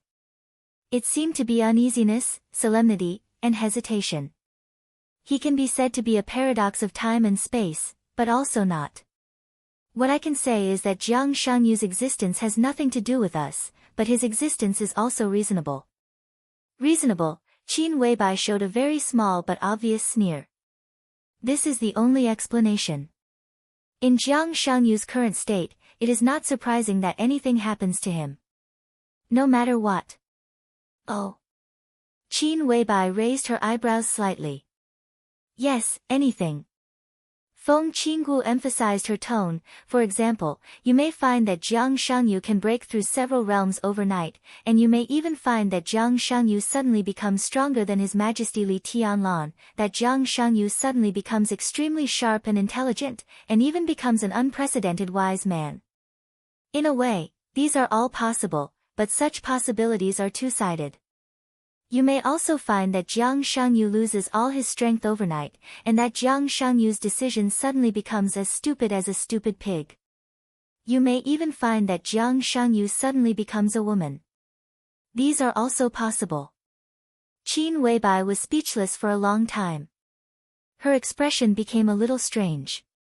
Jiang Shangyu suddenly became a woman. She knew that this was unlikely, but she couldn't help thinking about this possibility. It was incredible. This was absolutely unimaginable. This kind of change of different degrees may last for a long time, or the interval may be very short. What I want to say is that Jiang Shangyu's changes are not a disguise, but he is really changing, because he himself is already chaotic now. The bedroom suddenly became dark for a moment. The light and even the energy of the stars in the pages were all extinguished. Qin Weibai heard an extremely clear sound of breaking. Absolute darkness appeared and disappeared abruptly. Feng Qinggu appeared in front of Qin Weibai again. Her body was still shrouded in light, but at this time, the soft light suddenly became extremely messy. Every light seemed to be torn and cut by someone, and they were arranged in a very chaotic state. Feng Qingwu's breath was much weaker than before, but her body was still straight. Take my gift for you. Feng Qinggu whispered, it will only be good for you, and it will not cause you any harm. Qin Weibai silently grasped the pages in her hand. She was silent for a long time, and then whispered, I have some questions. Go ahead. Feng Qinggu always remained respectful and calm. What is? Qin Weibai just opened her mouth. At this moment, she suddenly remembered something she heard when she saw Xianyuan Wushang, and also heard some of Xianyuan Wushang's murmurs. However, as soon as these thoughts appeared, they disappeared abruptly. The light in front of her suddenly shook. In the light, Feng Qingwu's face seemed to change dramatically. No one knew what she had done. Qin Weibai instantly forgot the question she wanted to ask, and her mind went blank. I can't answer that question. Feng Qinggu whispered, similarly, you can't ask. Question, Qin Weibai was a little shocked. What was so serious? What did she want to ask her just now? She frowned tightly and was silent for a long time. Qin Weibai, who couldn't remember what she wanted to ask just now, suddenly changed the topic. Do you know calligraphers? Feng Qinggu paused and nodded slightly. Yes. Qin Weibai was extremely awkward. She knew that she had just forgotten a very important question, and the question about calligraphers could have echoed with the question she had forgotten, so that she could notice something. But now she didn't know what she had forgotten, so the question was extremely abrupt. Are you also a calligrapher? Qin Weibai glanced at Feng Qinggu. I'm not. Feng Qinggu shook her head. I'm a dominator. It's not a code name, just a title. Dominator, Qin Weibai thought silently and suddenly felt that this title was much better than calligrapher's. Compared with this title, the latter was simply too weak. You said that I will wake up and return. What will I be after I return? A dominator? Or a calligrapher? Or a doctor? Feng Qingwu was silent for a long time before she whispered, neither. If you wake up successfully, you will become. She hesitated for a full half a minute before she whispered, a devil. Qin Weibai was stunned for a long time before she said with a look of disgust, it sounds so bad. I don't like it. Feng Qingwu smiled helplessly. In fact, she knew very well that neither Li Tianlan nor Qin Weibai had a chance to really return completely. Because the end was close at hand. The only thing they could do now was to activate the real brand and wait for the next return. Feng Qingwu couldn't feel the end that was close at hand. Currently, there were only 3 people in the entire human race who could sense this. His Majesty of the Space-Time Corridor. The Human Emperor of the Human Palace. The God of War of the War God Realm. So she didn't know how long it would be before the real end, but she knew that it was very close. Qin Weibai unconsciously rubbed the warm page in her hand, trying to fold the page little by little. The page kept getting smaller and smaller as it was folded. Getting smaller and smaller. Feng Qingwu watched quietly. Qin Weibai's expression changed little by little. Because the page was getting smaller with every fold. It wasn't getting smaller after folding, but the page was constantly disappearing as she folded it. With the last fold, the page completely disappeared in Qin Weibai's hand. This phenomenon, Qin Weibai had already understood without Feng Qingwu's explanation. She laughed a little self-deprecatingly, a little bitterly and a little pitifully. My gift has already gone to the other me, right? Feng Qingwu looked at her without saying a word. She wanted to answer but couldn't. So, Qin Weibai whispered, this is not a gift, or rather, it's not my gift. Feng Qingwu still didn't speak. I see. Qin Weibai whispered, in your eyes, I'm just a tool that can help Tianlan wake up, a tool that can help the other me wake up, right? It's not like that. Feng Qingwu whispered. She couldn't say the specific content, so this sentence was more like an extremely weak comfort. Qin Weibai smiled. She silently put on her clothes and looked at her empty palm. But so what, even so, her eyes were in a trance for a moment, and she whispered, I still love him very much. Feng Qingwu sighed softly. You're very sad. Not really. Qin Weibai shook her head. She opened her palm, looked at it, and whispered, it's just a little sad. I feel like a chess piece at your mercy. Not only me, but also Tianlan and the other me, are they all chess pieces in your hands? No one is qualified to treat you and His Majesty as chess pieces. Feng Qingwu's tone was very firm. But Qin Weibai didn't speak. Her body stiffened without any warning, and then began to tremble slightly. Qin Weibai opened her eyes wide and stared at her empty palm. Her eyes were completely filled with an extremely strong fear in a very short time. Qin Weibai opened her palm. At this moment, it was also the moment when Xing Tian next door heard the extremely loud sound. The next second, Qin Weibai's somewhat trembling scream rang out because of fear. There's something in my hand. They're moving. There's something in my hand. With a strong scream, Feng Qingwu looked at Qin Weibai with a complicated look and whispered, this is the biggest sin, this is blasphemy. You're blaspheming yourself. Chapter 1091. Qin Weibai didn't hear Feng Qingwu's voice. To be exact, she couldn't hear anything now. Intense fear swept through her will like a hurricane, and strong negative emotions completely drowned all her thoughts like a tsunami. At this moment, Qin Weibai's spiritual world was already falling apart. She couldn't care less about Feng Qingwu and just stared at her palm.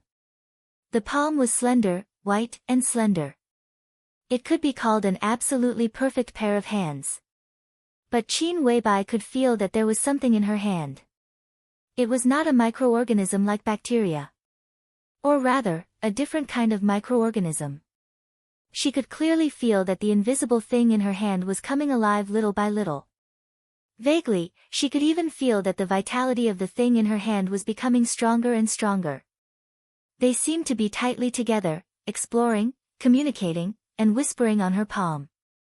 That kind of subtle thought activity was transmitted to Qin Weibai's consciousness very clearly, making her tremble all over. She suddenly raised her head, looked at Feng Qinggu, and said blankly, "I really have something in my hand." "I believe you." Feng Qinggu nodded. The light shrouded her whole body, and her eyes lit up with a faint light. It was like the ray of an electronic instrument. Feng Qinggu's pupils contracted slightly, and her eyes fell on Qin Weibai's palm. The change in her pupils was very small.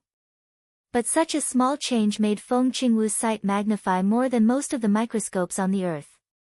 In such a sight, she could even clearly see the countless atoms and molecules that made up Qin Weibai's palm. She also saw the thing in Qin Weibai's palm. The thing that she called the greatest sin and blasphemy.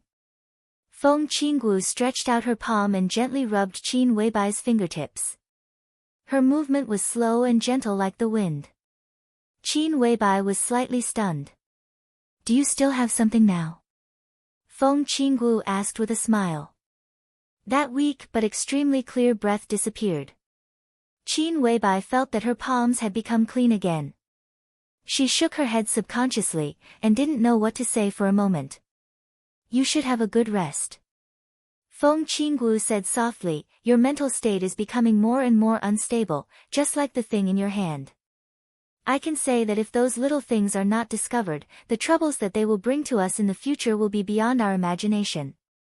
Just like we said, this is the greatest sin, and the greatest blasphemy." "Blasphemy," Qin Weibai murmured to herself. She didn't seem to take it seriously. A strong sense of sleepiness rose and circled in her mind. Qin Weibai sat on the bed, and her essence, qi, and spirit gradually began to decline. "You should rest," Feng Qinggu said softly as she sat by the bed and hummed an ancient yet extremely gentle ballad. Her memory returned to her childhood. When she was very young, her mother would often hold her in her arms and gently hum this song. After so many meaningless years, Feng Qinggu never expected that she would sit by the bed and hum this song to coax her mother to sleep. "Mother," Feng Qinggu looked at Qin Weibai, who was gradually falling asleep, with a complicated look in her eyes. In a sense, she was indeed his mother, but she was no longer his mother. Qin Weibai gradually fell asleep. Feng Qinggu stood up and looked down at her palm. The will of life and aura that Qin Weibai sensed were constantly recovering in her hands. If they could be regarded as living creatures, then if she released them now, their strength would even be no worse than Li Tianlan's. Feng Qingwu's expression became even more complicated and extremely cold. She looked at the creature in her hand and remained silent for a long time. This was Qin Weibai's ability. To put it bluntly, this was the power of a demon. But this was not the power of the neutral camp. The beginning of the Devil's Path was known as the medical examiner and belonged to the Order faction. Qin Weibai's existence was extremely special, and it was precisely because of this uniqueness that she became the first person in the history of the human race to reach the peak of the power path of the Order camp.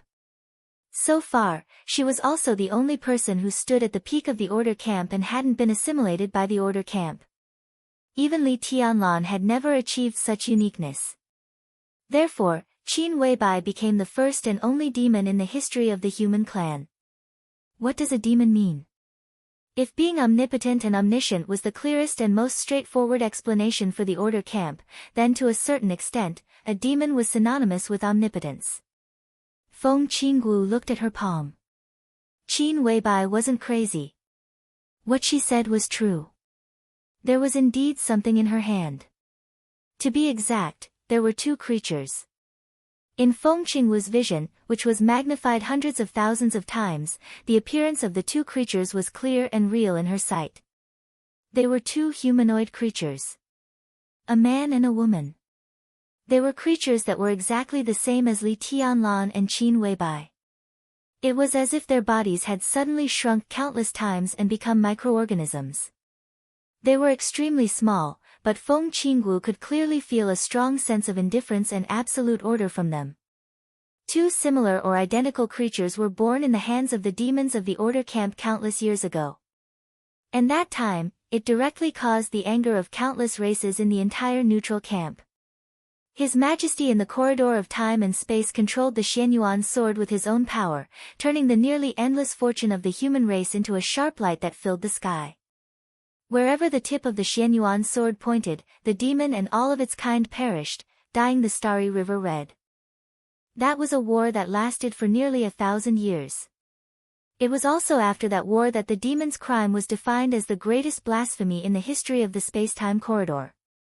That was a rare concession from the Order camp. Since then, similar creatures had never appeared again. But now, such creatures like Li Tianlan and Qin Weibai were created by Qin Weibai herself. She had unintentionally blasphemed herself. There was an extremely violent heartbeat in her ears, and it didn't stop. Every heartbeat was like thunder echoing in the sky. The loud sound exploded in everyone's ears, almost shattering everyone's consciousness. It was the heartbeat of the two creatures in Feng Qingwu's hands. Feng Qingwu closed her palms expressionlessly. In the void, the loud heartbeat that ordinary people couldn't detect suddenly quickened for a moment, and then completely stopped. Feng Qingwu walked out of the room and went directly to the room opposite the suite that belonged to Xing Tian and Xianyuan Wushang. Xing Tian's huge body was curled up, twitching and rolling in extreme pain. Feng Qingwu closed her palms, and the moment the heartbeat stopped, Xing Tian's body stiffened for a moment. All the pain seemed to disappear, and he slowly calmed down. Feng Qingwu waved her hand slightly. At this moment, she was no longer in charge. The whole world treated her as a doctor in her lies.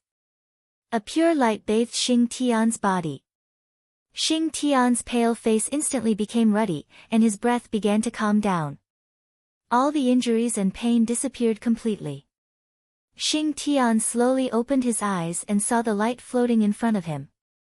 He couldn't see the scene in the light clearly, but he could feel a wisp of aura in the light.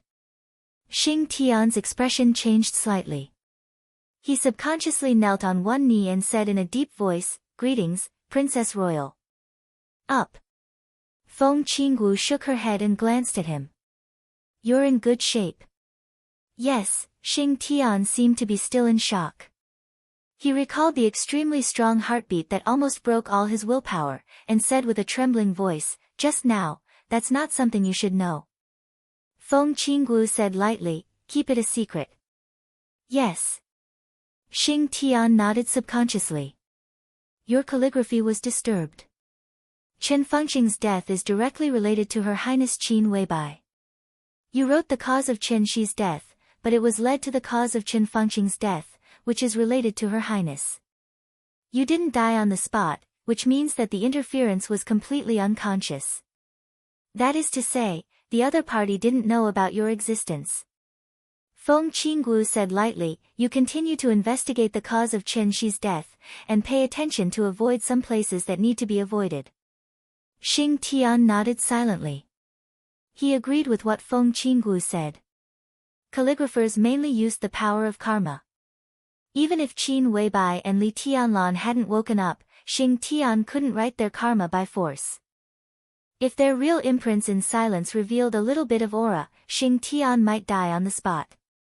If the real murderer who killed Chen Shi really knew about his and Xianyuan Wushang's existence and deliberately guided them, Xing Tian would have been a corpse by now. "Princess, if you do it yourself," Xing Tian was silent, and suddenly said with some hesitation. "I know who it is. Jiang Shangyu, just a polluted wretch." Feng Qingwu shook her head gently, "But there is a shadow mark on her, which is of a very high level. That mark is now attached to Jiang Shangyu's soul, and it seems to be in a state of chaos. If I do it myself, that mark will wake up, and the location of Miracle City may be directly exposed." Feng Qingwu said softly, "I'll leave this matter to you. For the time being, you don't have to rush to kill Jiang Shangyu. Help His Majesty stabilize the current passive situation first. Xing Tian nodded. In their eyes, everything in Miracle City was extremely backward, even a place that seemed to be destroyed at will. This place didn't seem important, but it was very important. After all, this was the real environment.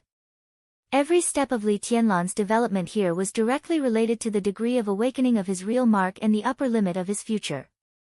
Xianyuan Wushang and Xing Tian were guides, but they were responsible for more than just guiding. When necessary, they were responsible for paving some roads for Li Tianlan. This was their duty. Feng Qinggu took a deep look at him and said lightly, "I'm leaving." Countless lights bloomed in front of Xing Tian. Xing Tian suddenly thought of something and said, "Princess." The light kept refracting in the bedroom and rushed into the messy snow outside the hotel. The night sky was quiet, and the world was silvery white. When all the light dissipated, Feng Qingwu's figure had completely disappeared from the bedroom. Chapter 1092. When her consciousness turned from sober to trance again, Qin Weibai found herself in a dream again. The garden that her consciousness had constructed in her dream had disappeared. Qin Weibai found that she seemed to be in a half-lying position in the air. She looked around blankly. The giant black tree full of metal fragments stood there quietly. It seemed to have been dead for a long time. Perhaps it was in the dream, so Qin Weibai could still feel that the dead tree still had a weak vitality. A drop of black juice flowed down from the trunk at a very slow speed, but the evil aura contained in it had long disappeared. Qin Weibai looked around silently and suddenly found that she did not see the shadow beside the giant black tree. She was slightly shocked and subconsciously wanted to sit up from a half-lying position. When she waved her arms, her palms seemed to touch something cold and soft. Qin Weibai was stunned and looked around her. Only then did she find that the shadow she was looking for was close at hand. However, the shadow of Li Tianlan was even dimmer, almost completely transparent, and disappeared. Now she seemed to be lying in the arms of the shadow, but if she did not look carefully, Qin Weibai could not find his existence at all. Qin Weibai stood up. In the dream, she observed the darkness around her with the clearest consciousness. The flying snow, the sun, the garden, everything disappeared. It wasn't until the moment she stood up that she realized that it wasn't just the things she had constructed. Even the giant black tree beside her seemed to be slowly disappearing. The giant tree began to become transparent, and the shadow beside her was also becoming dimmer and dimmer. There was a kind of emptiness around that made people feel extremely depressed. It seemed to be black all around. But it also seemed that there was no color. Not only color, but there was nothing here. Sound, light, perception, and even space and time, everything was quickly fading away. Qin Weibai wanted to move forward, but suddenly found that she could not move at all. Or rather, it was not that she could not move. Because there was no space here. There was no front or back, up or down, left or right. In the void of nothing, the movement of moving forward did not exist at all. Gradually, Qin Weibai even lost the idea of moving forward. The giant black tree disappeared quickly. Li Tianlan's shadow also disappeared completely. Qin Weibai felt that she seemed to be disappearing little by little in the dream. Everything in the world seemed to be coming to an end. This kind of ending was not death, but true, purest nothingness. Qin Weibai gradually became a little confused and lost. Her consciousness seemed to be completely trapped in this empty void, quietly feeling the changes in this void. Time seemed to pass in an instant. Qin Weibai was trapped here in silence. She did not know what was going on, nor did she bother to think about it. She did not even know who she was. She seemed to have become a part of the void, an eternal existence in the illusory dreamland. Until a glimmer of light appeared in front of her. This glimmer was so faint that it was difficult for the naked eye to capture it. Not to mention the naked eye, even the most advanced microscope would find it difficult to see this glimmer of light. However, he was surrounded by the most extreme nothingness. Therefore, no matter how dim this ray of light was, it was still a pure ray of light. It was extremely eye-catching in this void. Qin Weibai watched all this quietly. The ray of light in the void began to become brighter and brighter. But there was no space around it. All the light was compressed into a point. More and more light began to produce various reactions in the extreme compression. The mass of the light was getting larger and heavier, but the volume never changed. The surrounding nothingness remained unchanged. It was another long time. It was like a second, but also like a whole era. The light that had been constantly compressed seemed to be completely compressed to the extreme. Without a sound, the ray of light exploded in the empty void. It was the most terrifying and surging explosion. It was silent, but in an instant, it burned with a strong light that no one could look directly at. The strong light began to spread. So the void was disappearing.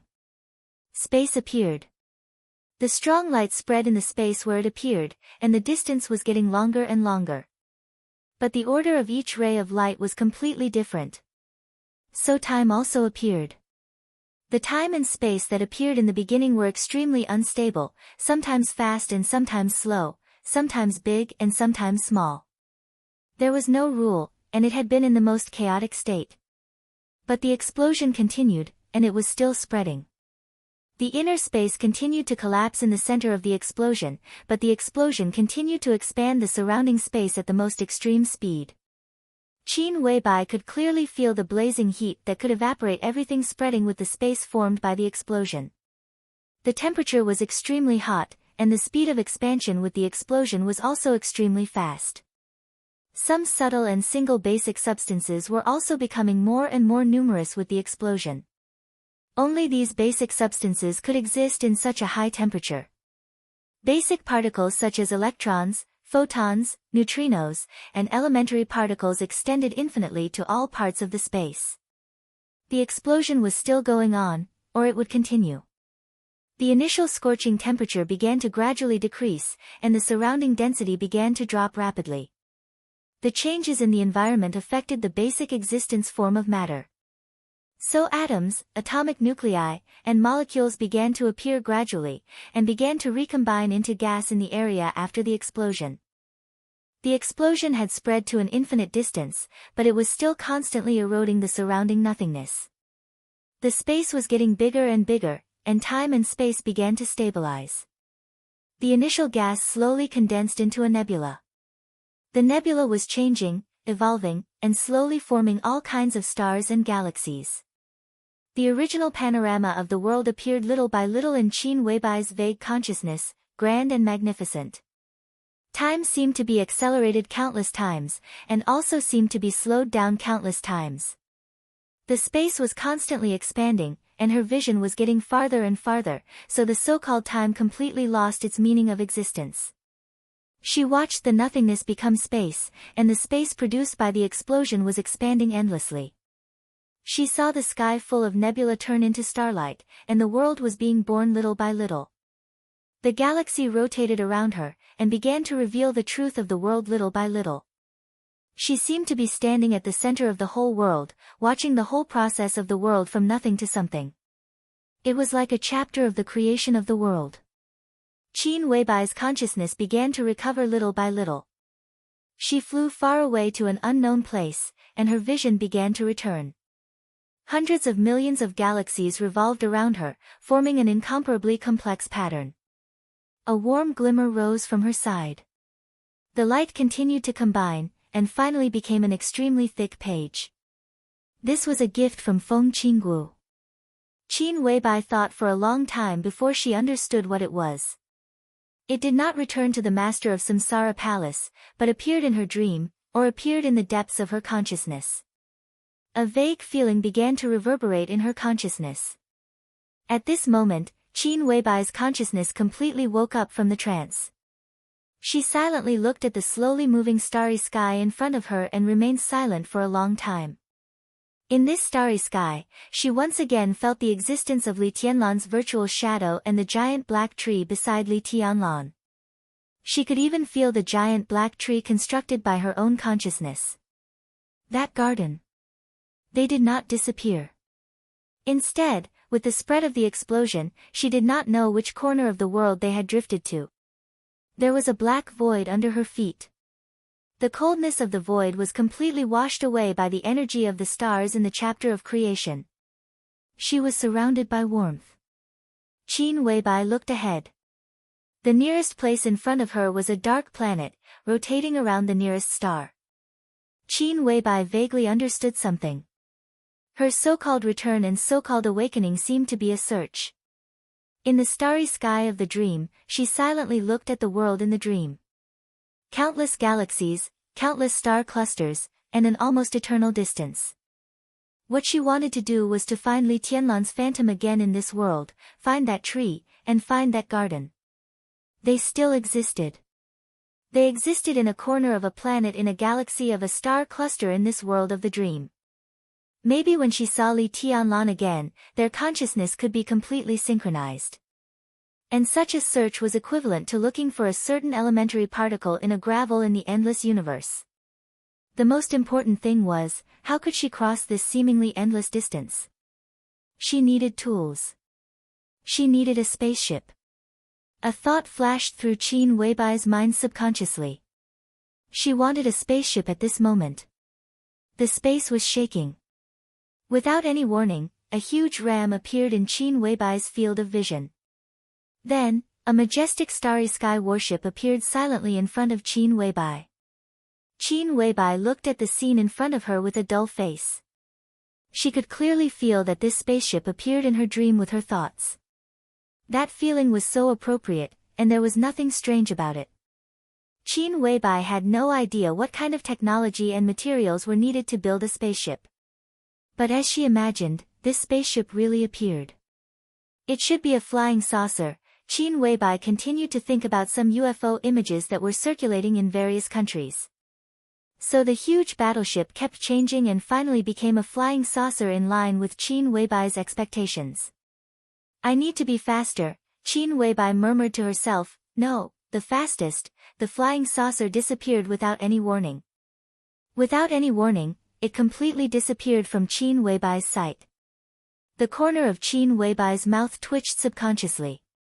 In her consciousness, there seemed to be something flying through the starry sky at a speed far faster than the speed of light. She knew it was the flying saucer. It flew away. The point was that it didn't take her with it. One flying saucer is not enough, Qin Weibai continued to think. As she thought, endless flying saucers began to appear without warning. They occupied Qin Weibai's vision and almost covered the entire starry sky that Qin Weibai could see in an instant. Countless flying saucers moved in different directions in Qin Weibai's mind, forming one fleet after another. Qin Weibai's eyes were shining, and she was in high spirits.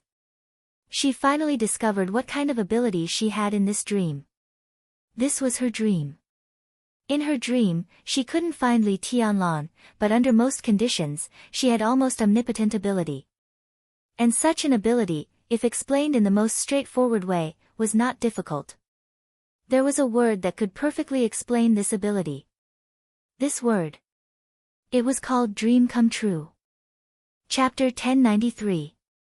The closer it was to the Spring Festival, the colder it got in Zhengzhou State. It was said that this year's cold wave was extremely rare in Zhengzhou State for decades. The cold wave went all the way south from Snow Country, swept through the northeast of Zhengzhou State, swept through Yuzhou, and again swept through most of Dongshan and Yan and Zhao with heavy rain and snow. In the places with the heaviest rain and snow, there was even a small-scale snow disaster. The snowstorm in Qingzhou was neither too heavy nor too light. The snowflakes drifted lazily in the sky, and the spotless white dots dotted the entire city. When night fell, the drifting snowflakes in the sky looked a little cold under the lights of the city, but it was also beautiful. I'm really defeated by this damn weather. I'm freezing to death. At the headquarters of Plain Trading, Hiishue muttered helplessly as he walked out of the elevator when it was time to get off work. Silver high-heeled shoes, black cotton stockings, leather shorts, and a white tight-fitting sweater wrapped around her exquisite figure. As the president of Plain Trading, Hiishue perfectly interpreted the unique charm of a mature woman. When she went out, got in the car, got out of the car, and entered the company, she hated being fat the most. So even in the snowy weather of -5 or 6 degrees, she still wore thin clothes. It was fine at home and in the company, but the short distance from the lobby to the parking lot after she got out of the elevator was the most unbearable. "You're wearing too little." In the gentle and light voice, the woman walking beside Hiishue showed a very charming smile on her face. She was dressed much more plainly than all the female employees of plain trading. She wore a white extended down jacket and sneakers that were not sexy but very comfortable. Her hair was tied up casually, and she wore no makeup. She was so pure as if she had not been contaminated by the glitz and dust of the city at all. When she approached the door of the lobby, the cold wind whistled. She put on the hood of the down jacket, covering most of her beautiful face. She turned around to look at Hiishue. Hiishue had already put on a light-colored cashmere coat, but his body was still shivering. It was obvious that he was still extremely cold. "Do you want me to lend you my clothes?" She smiled softly. "Forget it, I can't afford it. If you catch a cold later, won't I be guilty?" Hiishue hugged her shoulders and laughed. "Let's go. Let's go to my house tonight. My parents said that they won't eat until you arrive. They've already picked up Tide." Hiishue pushed her slightly faster. The employees of sushi trading who hadn't had time to go home saw the two of them standing there. When they greeted Mr. He, they didn't forget to greet her, who was being pushed away by Hiishue. The way he addressed Manager Lee was filled with obvious intimacy and respect. She smiled in response to every employee who passed by her. Her smile was gentle, peaceful, and sincere. The two of them jogged into the parking lot one after another. A black Audi with an extremely eye-catching license plate, which did not have a powerful aura, was parked next to Hiishue's car. A young man who did not look aggressive at all and looked extremely honest greeted the two of them in a somewhat reserved manner. "President He, Manager Lee, Chairman He asked me to pick you up." Standing in front of Audi, the administrative manager of plain water trading, Lee Mutong, frowned slightly. Her face was covered by a hat, so her expression was a little blurry. However, Hiishue seemed to read her best friend's mind. She chuckled and said, "It's not like we don't have a car. We don't need him to be nice. You can go back. We'll drive straight away." Without waiting for the driver to reply, she opened the door of her car and stuffed Lee Mudong in. Then, she smiled and sat in the driver's seat. The heater in the car was turned up to the maximum, and Hiishue calmed down for a while. She took off her coat again and looked at Lee Mutong, who was silent in the passenger seat. Suddenly, she laughed and said, "Hey, you don't seem to be going to our house recently. Even if you do, you're in a hurry. My parents have asked me a few times whether you and Tong Tong have quarreled. Why doesn't Tong Tong bring little Tide to play anymore? From what I can see, they are much more attentive towards you than they are towards me. Miss, you haven't been going to our house recently. It's not because of my brother, right?" "No." Lee Mudong smiled and said, "I made it clear to second brother He last time. I've always treated him as my brother." "Tut-tut," Hiishue sighed softly. She wanted to say that her second brother's infatuation was pitiful, but thinking of Lee Mutong's character, she hesitated and said nothing in the end. The He family was far from being a wealthy family in Zhongzhou State. Even in Dongshan, it couldn't be said to be a first-tier or second-tier wealthy family. But in a small city like Qingzhou, the He family was definitely one of the richest families. In Hiishue's generation, there were 3 siblings. The eldest brother's family had been overseas for a long time. Hiishue managed the family business, and the second brother, Hiihong, became the pillar of the He family. Hiihong's career was not very smooth before. But in the past 2 years, there were frequent personnel changes in Dongshan, which affected all the counties and cities. Hiihong took some action and seemed to be on the rise. More than 2 years ago, he was just a non-director and low-ranking deputy mayor of Qingzhou. 2 years ago, he coincidentally became a director of Qingzhou. About a month ago, he became the deputy speaker of Qingzhou. The mayor of Qingzhou was old and would probably retire tomorrow, so Hiihong had a great chance to be promoted. Perhaps because of this, Hee Hong's uneasy heart seemed to have a little more confidence. About 3 months ago, when Li Mutong brought her daughter to his house, Hee Hong drank a little too much and expressed his feelings to Li Mutong in a very subtle way. Hee Shui was well aware of his second brother's feelings. When he was still the deputy mayor, he saw Li Mutong for the first time, and he was already deeply in love with her. Hee Hong was 39 years old this year. He had a marriage in his early years, but his wife died of illness 10 years ago and they didn't have any children.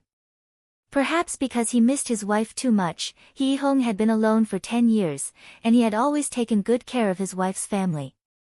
Hee Hong might have made mistakes during his more than 10 years of official career, but he had never violated the rules. He was not lustful for women, and he never had any scandals. The wealth from the water trade was also destined to keep him away from financial problems. He worked conscientiously, had a modest personality, and had an elegant demeanor. He might not be a perfect man, but no one could say that he was a gentleman, and no one could object to that. In Hee Shui's heart, his second brother was very simple in love. When he first met Li Mutong, he had been suppressing his love for her. Hee Shui had asked him the reason, and his answer was very honest. "I'm so many years older than her, so it's not suitable for me. She might not like me. How should I put it? I like a girl like her very much, but I always feel that I don't deserve a girl like her." For more than 2 years, Hee Hong had been suppressing his feelings. Even when Li Mutong became a single mother, Hee Hong's attitude towards her didn't change at all. Instead, he secretly spent more time and effort on her. An orphan and a widowed mother. It was easy to imagine the difficulties that the mother and daughter had encountered in life. The He family had always guessed that Li Mutong was a daughter from a wealthy family. It was only because of her child that she had completely broken up with her family. Therefore, many times, even though she appeared to be very strong, her lack of social experience still made her somewhat distressed. Hee Hong watched silently and secretly blocked all the troubles for her without batting an eyelid. In the past 2 years, there were more than 10 outstanding young men who didn't mind her bringing her child to court her. Hee Hong didn't stop them. He only gave a warning to those who pestered and caused trouble for the mother and daughter. The situation in Dongshan in the past 2 years was extremely complicated. Hee Hong, who had an excellent reputation, slowly showed his brilliance. It wasn't until Hee Hong was sure that he had a bright future that he found a suitable opportunity to carefully and tactfully express his feelings to Li Mutong. However, the response he received was the same as the other suitors. Perhaps it was also different. Because Li Mutong was also very tactful. She said that she had always treated Hee Hong as her brother. But no matter what, in essence, her answer was still a rejection, and there was no room for negotiation. From then on, Li Mutong rarely went to the He family's door. Today was Hee Shui's mother's birthday. She tried her best to persuade Li Mutong, and even got her parents to bring little Tide to the He family's house in advance. Only then did she manage to convince Li Mutong to attend the He family's family dinner.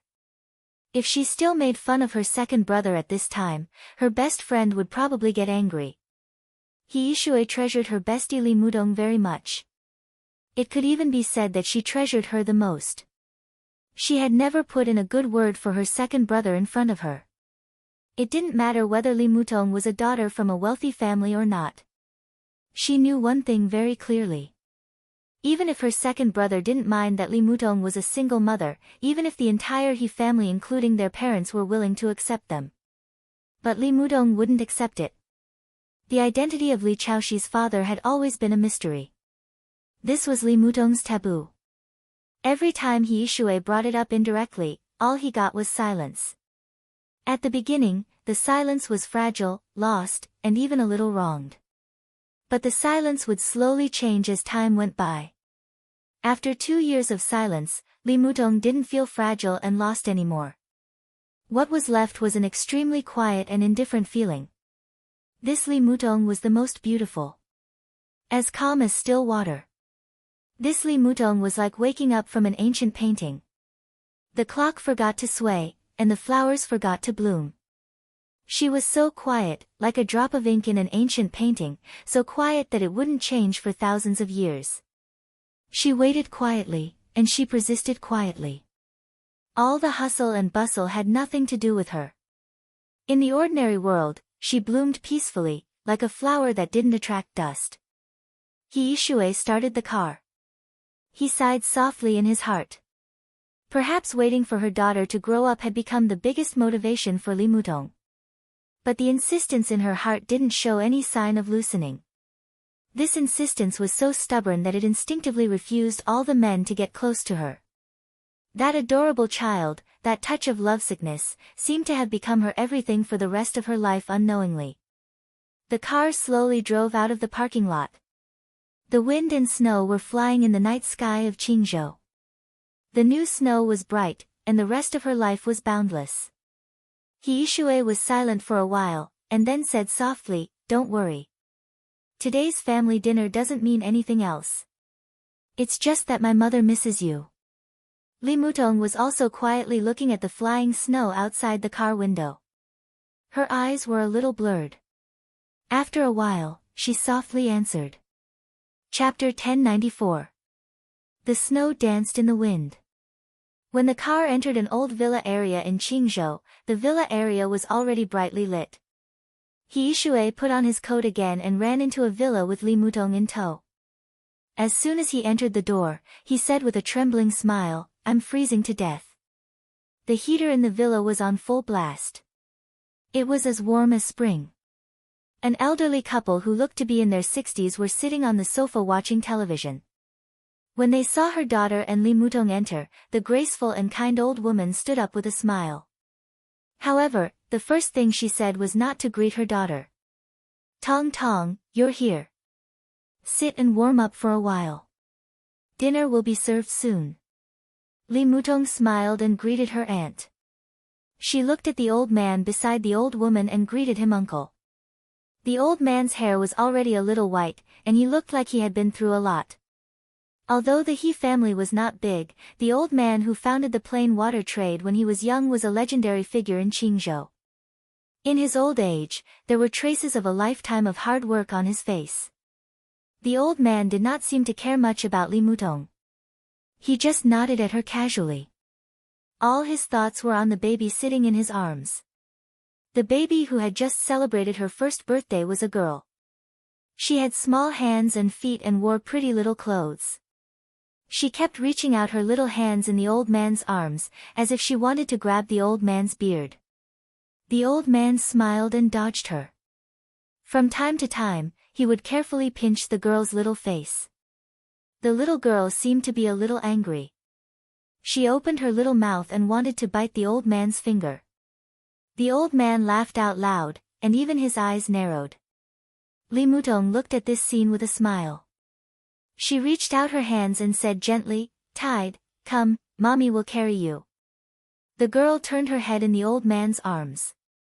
When she saw her mother, she struggled to get down from the old man's arms. The old man laughed and scolded, "Little girl, you only know how to look for your mommy. Did you forget that grandpa fed you delicious food just now?" The girl ignored him. She opened her little hands and called her mommy softly with a tender and cute voice.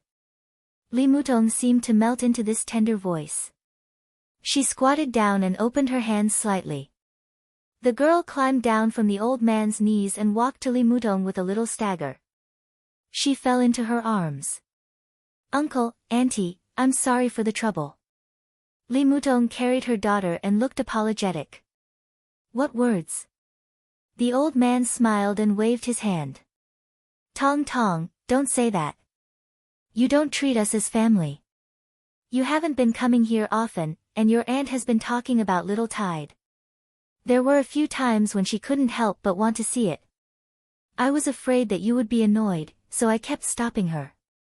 The old man's name was very compatible with Qingzhou City. His name was He Qingzhou. His life of more than 60 years could be considered bumpy and full of ups and downs. In the end, he had relatively good achievements. The old couple was very satisfied with their current life, but what made He Qingzhou most regretful was the problem of the family's heirs. 2 sons and a daughter. His eldest son had a happy family, but he was abroad all year round, so He Qingzhou didn't see him often.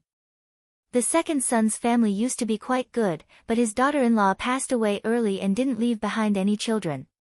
As for his daughter, he didn't have high hopes for his son-in-law when he first got married. As expected, they divorced after a few years of marriage. They also didn't have any children. In such a big villa, it was better at night. During the day, when the children went to work, only the old couple and the servants were left in the house. It was cold and indescribably boring. As for Li Mutong, the old couple was very fond of her. This child was generous and quiet, and she had a peace and quiet that stood aloof from worldly affairs. She was also very capable in her work. Now, although her position was only the administrative manager of plain water trading, her salary was actually comparable to that of the company's vice president. If it wasn't for her resistance to promotion, He Yishui even wanted to promote her to vice president. At the very least, she couldn't escape from the position of assistant to the president and director of a department. He Qingzhou and his wife loved Li Mutong almost as if she was their own daughter. Even though they knew that she didn't get pregnant before. Now that they had Li Mutong, who was not their biological daughter, their love life was also bumpy. The old couple didn't know how to feel. Madam, he even hated Tide's bastard father to the core. Whenever she talked about him, she would be filled with anger. However, when she faced Li Mutong, she felt even more pity for her. During the year after Li Mutong's pregnancy and postpartum, although they hired a nanny, Madam he would always run to Li Mutong's place and take care of her meticulously. It was also during this process that Li Mutong seemed to have slowly integrated into the He family. Li Mutong looked at the smiling old lady beside her and chuckled. "Auntie, happy birthday. I've prepared a gift for you. I'll give it to you during dinner." "You child, don't be so polite. The fact that you're here is the best gift." The old lady pulled Li Mutong to her side and smiled. She seemed to have thought of something and lowered her voice. "Silly girl, if you feel wronged in the future, just tell me, okay? I've scolded your second brother harshly. If he says anything else, just tell me and I'll scold him for you. Little Tide is my and your uncle's baby now. We're feeling empty after not seeing her for so long. You can't be so distant. If that's the case." He Qingzhou nodded and smiled. "Yihong is so impatient and doesn't know his limits. Tong Tong, uncle and auntie will stand up for you. If we don't like him, we don't like him. It's okay if you don't become our daughter-in-law. We're family. If you don't bring little Tide to our house in the future, we'll be angry. You hate Yihong, but you can't be disdainful of us too, right? That's not what I mean." Li Mutong shook her head and smiled softly. I don't hate second brother, but I've always seen him as an older brother. I don't have any other thoughts, and I don't want to think about that. The only thing I want now is to raise Tide successfully." Okay. He Qingzhou nodded with a smile. They really didn't have any other thoughts. They were very satisfied with Li Mutong, and they liked Li Chaoshi from the bottom of their hearts. If Li Chaoshi could become their daughter-in-law, they would agree with both hands and feet. But they didn't have that fate, so there was no need to force it. The He family of Qingzhou wasn't a rich family, but not every rich family could be so magnanimous. "Let's not talk about this. Today is your auntie's birthday, and she made a lot of dishes. Eat more later. We won't drink for a family banquet." He Qingzhou smiled and looked at his daughter. "Call your second brother and ask him why he's not back yet. Only now do you remember me? I thought you've forgotten about your daughter." He Yishui, who had been teasing Li Chaoshi, said unhappily. He took out his phone and dialed He Yihong's number. The call went through quickly, but the other side of the phone only said a few words before the call was hung up. He Yishui frowned slightly and was silent for a while. "What's wrong?" He Qingzhou asked casually. "Second brother said that there's an emergency council meeting in the city. I'm afraid he won't be back until very late today." He Yishui said slowly. He Qingzhou's expression changed. He frowned slightly, but he didn't say anything. The atmosphere in the villa suddenly became tense. Li Mutong hugged her daughter and patted her back gently. The child was lying on her shoulder obediently. She seemed to be having a good time in the afternoon, and now she was showing signs of falling asleep. Is it because of me? Second brother. Li Mutong felt that the atmosphere was not right, so she said with a smile. She remembered He Hong's driver in the parking lot of Plain Water Trade. Everything seemed to be a coincidence. Ignore him. We'll eat by ourselves. The old madam snorted and patted Li Mutong's head with a smile. It's not like that. He Qingzhou shook his head solemnly and sighed. It seemed that he was afraid that Li Mutong would misunderstand. He smiled again and looked at her. Tong Tong, don't think too much. It's really not like that. We're all family. Let me make it clear. From this year to next year, not only Qingzhou, but the entire East Mountain, the situation is very complicated. He raised a finger and pointed up. The fight at the top is fierce. I know. They have to prepare to take over. He Yishui added. He Qingzhou smiled and shook his head. At their level, it was impossible to come into contact with the real news at the top. He Hong, the deputy speaker of Qingzhou, couldn't. He Qingzhou couldn't, and He Yishui couldn't. But taking over, He Qingzhou shook his head subconsciously. He really couldn't see the situation at the top, but he also knew that it was very likely not the case. Although he wasn't sure that Li Huaqing would be re-elected, at least he could see that there seemed to be no strong person who had the possibility of reaching the top. It was already December. In the extremely special meeting some time ago, no strong person was elected as the deputy minister of the military. It seemed to indicate something very clear. Taking over seems to be unlikely. He Qingzhou shook his head. But you saw the news today. The prime minister's death. As he spoke, he shook his head and didn't finish his sentence. He seemed to be keeping this topic a secret. He Yishui was startled. She widened her eyes in astonishment. Dad, are you serious? Are you saying? I didn't say anything. He Qingzhou glared at her. He Yishui was silent for a while before saying softly, the prime minister died of a cerebral hemorrhage. It was announced this afternoon. There's nothing strange about it. He Qingzhou couldn't help but laugh. If you could see something strange about it, would you still be here? He Yishui frowned and said softly, Dad, are you saying that there are other reasons for the prime minister's death? Then isn't second brother. He Hong was very close to the governor of East Mountain. This was also the reason why he had been promoted in the past 2 years. The current governor of East Mountain had once served as the deputy governor of the Southwest Province.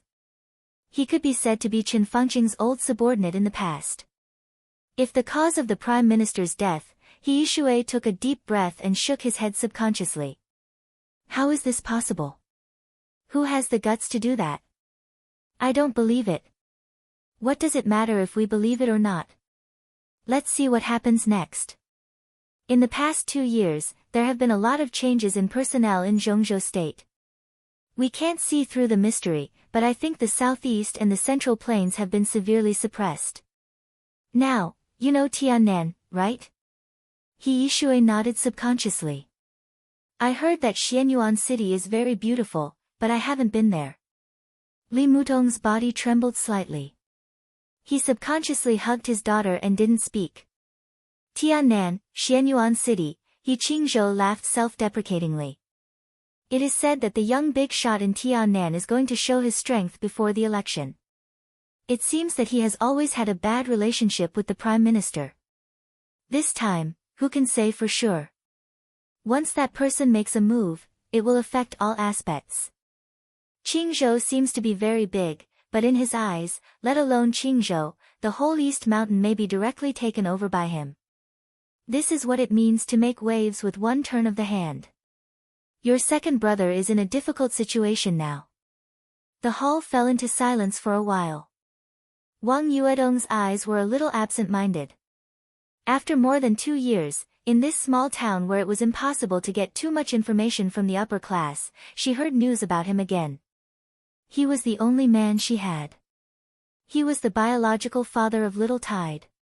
She stood stiffly in the warm hall, in a daze. For a moment, she seemed to have lost her soul. I have other things to do these 2 days, so I don't have much time to write. Originally, yesterday, today, and tomorrow, the 3 chapters should be a big chapter of more than 10,000 words. I have no choice but to write them separately. Chapter 1095. After dinner, the snow in Qingzhou became heavier. The entire community was covered with snow. Li Chaoxi had fallen asleep in Li Mutong's arms. He Yishui picked up a small piece of cake and put it into his mouth. He looked at Li Mutong, who was chatting with his mother, and smiled. Don't leave tonight. It's so late and it's snowing heavily. I think it's frozen outside. Okay. Mrs. He nodded with a smile. Tong Tong, stay here. We can talk tonight. It's convenient for you to go to work with Yishui tomorrow. Let Chaoxi play with me for a day. I can't get enough of this little girl. If I go to work with her, I'll be at least half a day late. Li Mutong looked at He Yishui with a smile. She didn't object. In the past 2 years, she had been really familiar with He Yishui. She had lived here for half a year before and after childbirth. It's my own business. What are you afraid of? Who dares to deduct my salary? Just tell me and I'll help you. Mrs. He smiled and asked the nanny to clean up the room. She specially asked the nanny to put a new quilt on the crib. Wang Yuetong got up and followed her. She carefully put her sleeping daughter on the new crib and let the nanny take care of her. Then she returned to the living room. After the door was closed, the nanny bent down and pinched Li Chaoxi's little face lovingly. Then she turned around and found a new bag of milk powder and a bottle. Li Mutong often lived in He Yishui's house. The guest room next to He Yishui's bedroom had basically become Li Mutong's room. Therefore, there were many things in the room. After preparing the things that could comfort Li Chaoxi when she woke up, the nanny sat on a chair and turned on the TV in the room. She adjusted the volume to the lowest channel and continued to watch the TV series she was watching. The light from the TV was hazy. In silence, the little princess who was sleeping soundly frowned. At the center of her eyebrows, a 7-colored speck of light suddenly lit up. It was a speck of light that was smaller than a grain of rice. Normally, it would not be noticed at all. However, as the speck of light shone, a rainbow luster began to fluctuate between Li Chaoxi's brows. A weak but incomparably sharp light enveloped Li Chaoxi's petite body almost instantly. At the same time, a ray of pure white light began to distort and change in front of the crib, finally turning into an illusory figure shrouded in gentle light. The television in the room was still on. The nanny looked at the screen with relish, unaware of what was happening around her. Feng Qinggu lowered her head quietly and looked at Li Chaoxi, who was sleeping soundly with her arms spread open. Then, she looked at the blurry layer of light that enveloped her body and was stunned. The 7-colored radiance that was growing sharper and sharper silently calmed down. The light seemed to hesitate for a moment before it slowly retreated back into Li Chaoxi's forehead. Li Chaoxi stared deeply at the weak spot of light between the baby's eyebrows, a little dazed. In the ancient bronze hall in the space-time corridor, when His Majesty said that doomsday was coming, she felt that her escape route was here. She knew of Li Chaoxi's existence. She knew it the moment Li Chaoxi was born. She used to be the youngest daughter of the first His Majesty. And now, Li Chaoxi was the eldest daughter of Li Tianlan.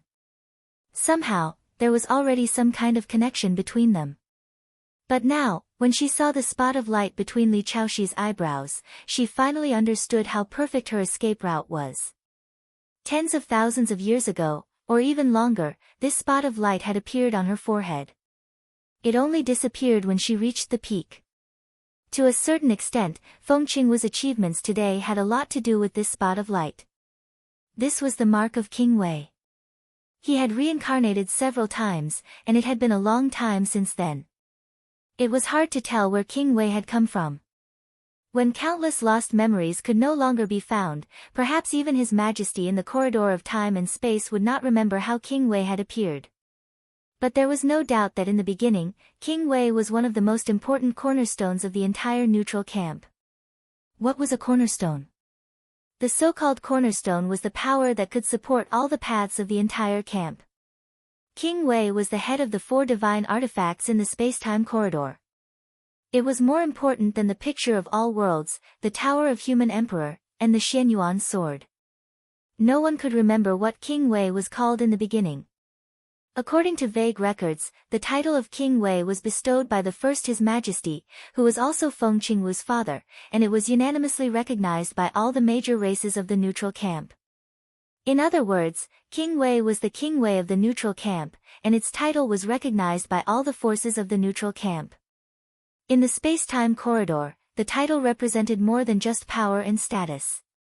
Behind each title was the accumulation of the fate of the human race and the countless races of the neutral camp. This was one of the most important powers of the human race. In the blasphemy war that lasted for nearly 1,000 years, His Majesty in the space-time corridor used the Xianyuan sword as his weapon, transforming the endless fate of the human race into a sharp blade that covered the sky and killed the demons of the Order camp with one strike. To a certain extent, this was a display of his power to the extreme. King Wei was the cornerstone of the camp, and with the addition of the title, its mark naturally had an extraordinary significance. The light dot between Li Chaoxi's eyebrows was the mark of King Wei, and it was also the mark that had appeared on Feng Qingwu's eyebrows. This mark had a name that everyone in the space-time corridor envied. It was called the neutral halo. The neutral halo was connected to the host's bloodline, and even had a deep connection to the host's soul. To the creatures of the other camp, this was a heavenly punishment that was difficult to escape, but to the creatures of the neutral camp, it was a gift from the gods that they dreamed of. This was something that was extremely rare in the entire space-time corridor. The effect of the so-called neutral halo was also clear and domineering. It greatly increased one's talent, physical quality, and luck. The so-called neutral halo, if translated into a term that everyone in Miracle City could understand, could also be called a halo. The protagonist halo. This was the real protagonist halo. The formation of similar halos required a cornerstone figure in the camp to separate a wisp of his soul with his own providence. But how many cornerstone characters were there in the entire space-time corridor? King Wei was not yet complete. To separate and form a neutral halo, he would have to pay a huge price. It was clear that he favored Li Chaoxi, and even spoiled him. What an enviable little guy. Feng Qingwu tapped Li Chaoxi's eyebrows and smiled. A strand of 7-colored radiance twined around Feng Qingwu's fingertip and fused into her flesh. Feng Qingwu's shadow became more and more illusory, almost completely transparent. Big sister will be staying here for a long time. From now on, it is me, and I will be you. When you reach my level, we can only separate. Little Tide, do you agree? Feng Qingwu froze. She looked at the baby's face and asked softly. Little Tide, who was sleeping soundly, moved her little mouth. She stuck her little finger into her mouth and sucked on it. Big sister, take it as a yes. Feng Qingwu smiled. She glanced at the dot of light between Li Chaoxi's eyebrows and asked softly, "What does King Wei think?" The dot of light flickered silently. Feng Qingwu could vaguely feel a part of the energy from the dot of light fly out from between Li Chaoxi's eyebrows, pass through the villa, fly into the night sky, and float in the direction of Serenity Province. Feng Qingwu silently felt all this. After a while, she reached out her hand and touched Li Chaoxi's eyebrows. An illusory ray of light that seemed like it would dissipate at any moment blossomed between her fingers, slowly landing on the tiny dot of light. The dot of light began to shine, and the rainbow light slowly wrapped around the illusory light. Feng Qingwu pursed her lips and smiled, then said softly, "I can't stay here yet. I'll reserve a place first. That way, even if I die in the final war, I can still return here and embark on the path of return." She bowed slightly to the dot of light and said softly, "Thank you, Uncle King Wei." The rainbow light flashed on Li Chaoxi's forehead, illuminating her small body. Feng Qinggu touched Li Chaoxi's little hand again and smiled. "Thank you too, little sister," or little sister. Li Chaoxi turned over. Under the dim light, as he turned over, a shadow appeared on the wall. But it was not Li Chaoxi's shadow. Instead, it was a slender, hazy, and dreamy figure. That was Feng Qinggu's shadow. Feng Qinggu, who left her shadow on Li Chaoxi, looked through the snow outside the window and looked at the night sky. Her gaze seemed to have traversed an unimaginable distance in an instant, and she saw the battlefield once again. Just like what His Majesty had said. The human race no longer had a big picture. In the countless galaxies and galaxies that could be clearly seen, wars were erupting everywhere. Billions of interstellar fleets roared and roared. Battlefields covered the starry sky, the planets, the heavens, and the earth. It was not in a certain region. It was in the entire galaxy. The black ocean swept through hundreds of battlefields, bringing with it a monstrous sword light that charged forward on countless battlefields that were measured in units of light years. That dot of golden blood burned in the void, emitting a light that could shatter the starry sky, tearing apart battlefields one after another. Everything had come to an end. It was not only because of Li Tianlan's awakening. It was also because they had developed to the extreme. If they could not break through this bottleneck, what awaited them was an inevitable end. Feng Qinggu lowered her head, no longer looking at the battlefields that covered the starry sky. Because everything was meaningless. She would not make a move. Just like how the human emperor of the human emperor palace would not make a move. It was really meaningless. Silence was only a choice. Fighting was also a choice. The so-called hope of victory had long been smashed into despair in the illusory reality. Therefore, whether it was persisting in fighting or remaining silent, it had become a choice. This was the only power they had. It was also the power that everyone had always had. At least, they could choose how to die. Chapter 1096. The navigation system had failed, and the guide equipment had also failed half an hour ago. There was no mobile phone signal. For the rest of the journey, he could only rely on an ancient and primitive hand-drawn map to guide the way. There were dense trees and bushes that were enough to block the sun everywhere. Dozens of rare and highly poisonous creatures had been seen in just half a day, and this was the reason why he didn't deliberately look for them. The sense of direction could almost only be maintained by memory. Gu Xingyun stood in the extremely dense primeval forest and checked the hand-drawn map in his hand for a long time before he was sure that he should continue moving forward. The domain was mighty around him. Within a radius of more than 10 meters, any creature that bumped into the domain was completely crushed by it. Gu Xingyun walked forward, and his face became more and more cautious. This was an extremely ancient primeval forest in Nanyun, Zhengzhou State. It was not easy to distinguish the specific direction. Since entering this primeval forest 6 hours ago, Gu Xingyun had been rushing at full speed. Of course, his speed was not as fast as that of today's Li Tianlan, but he was an expert who was infinitely close to the peak of the invincible realm. Even if he was injured, he had advanced nearly 300 kilometers in this primeval forest in 6 hours.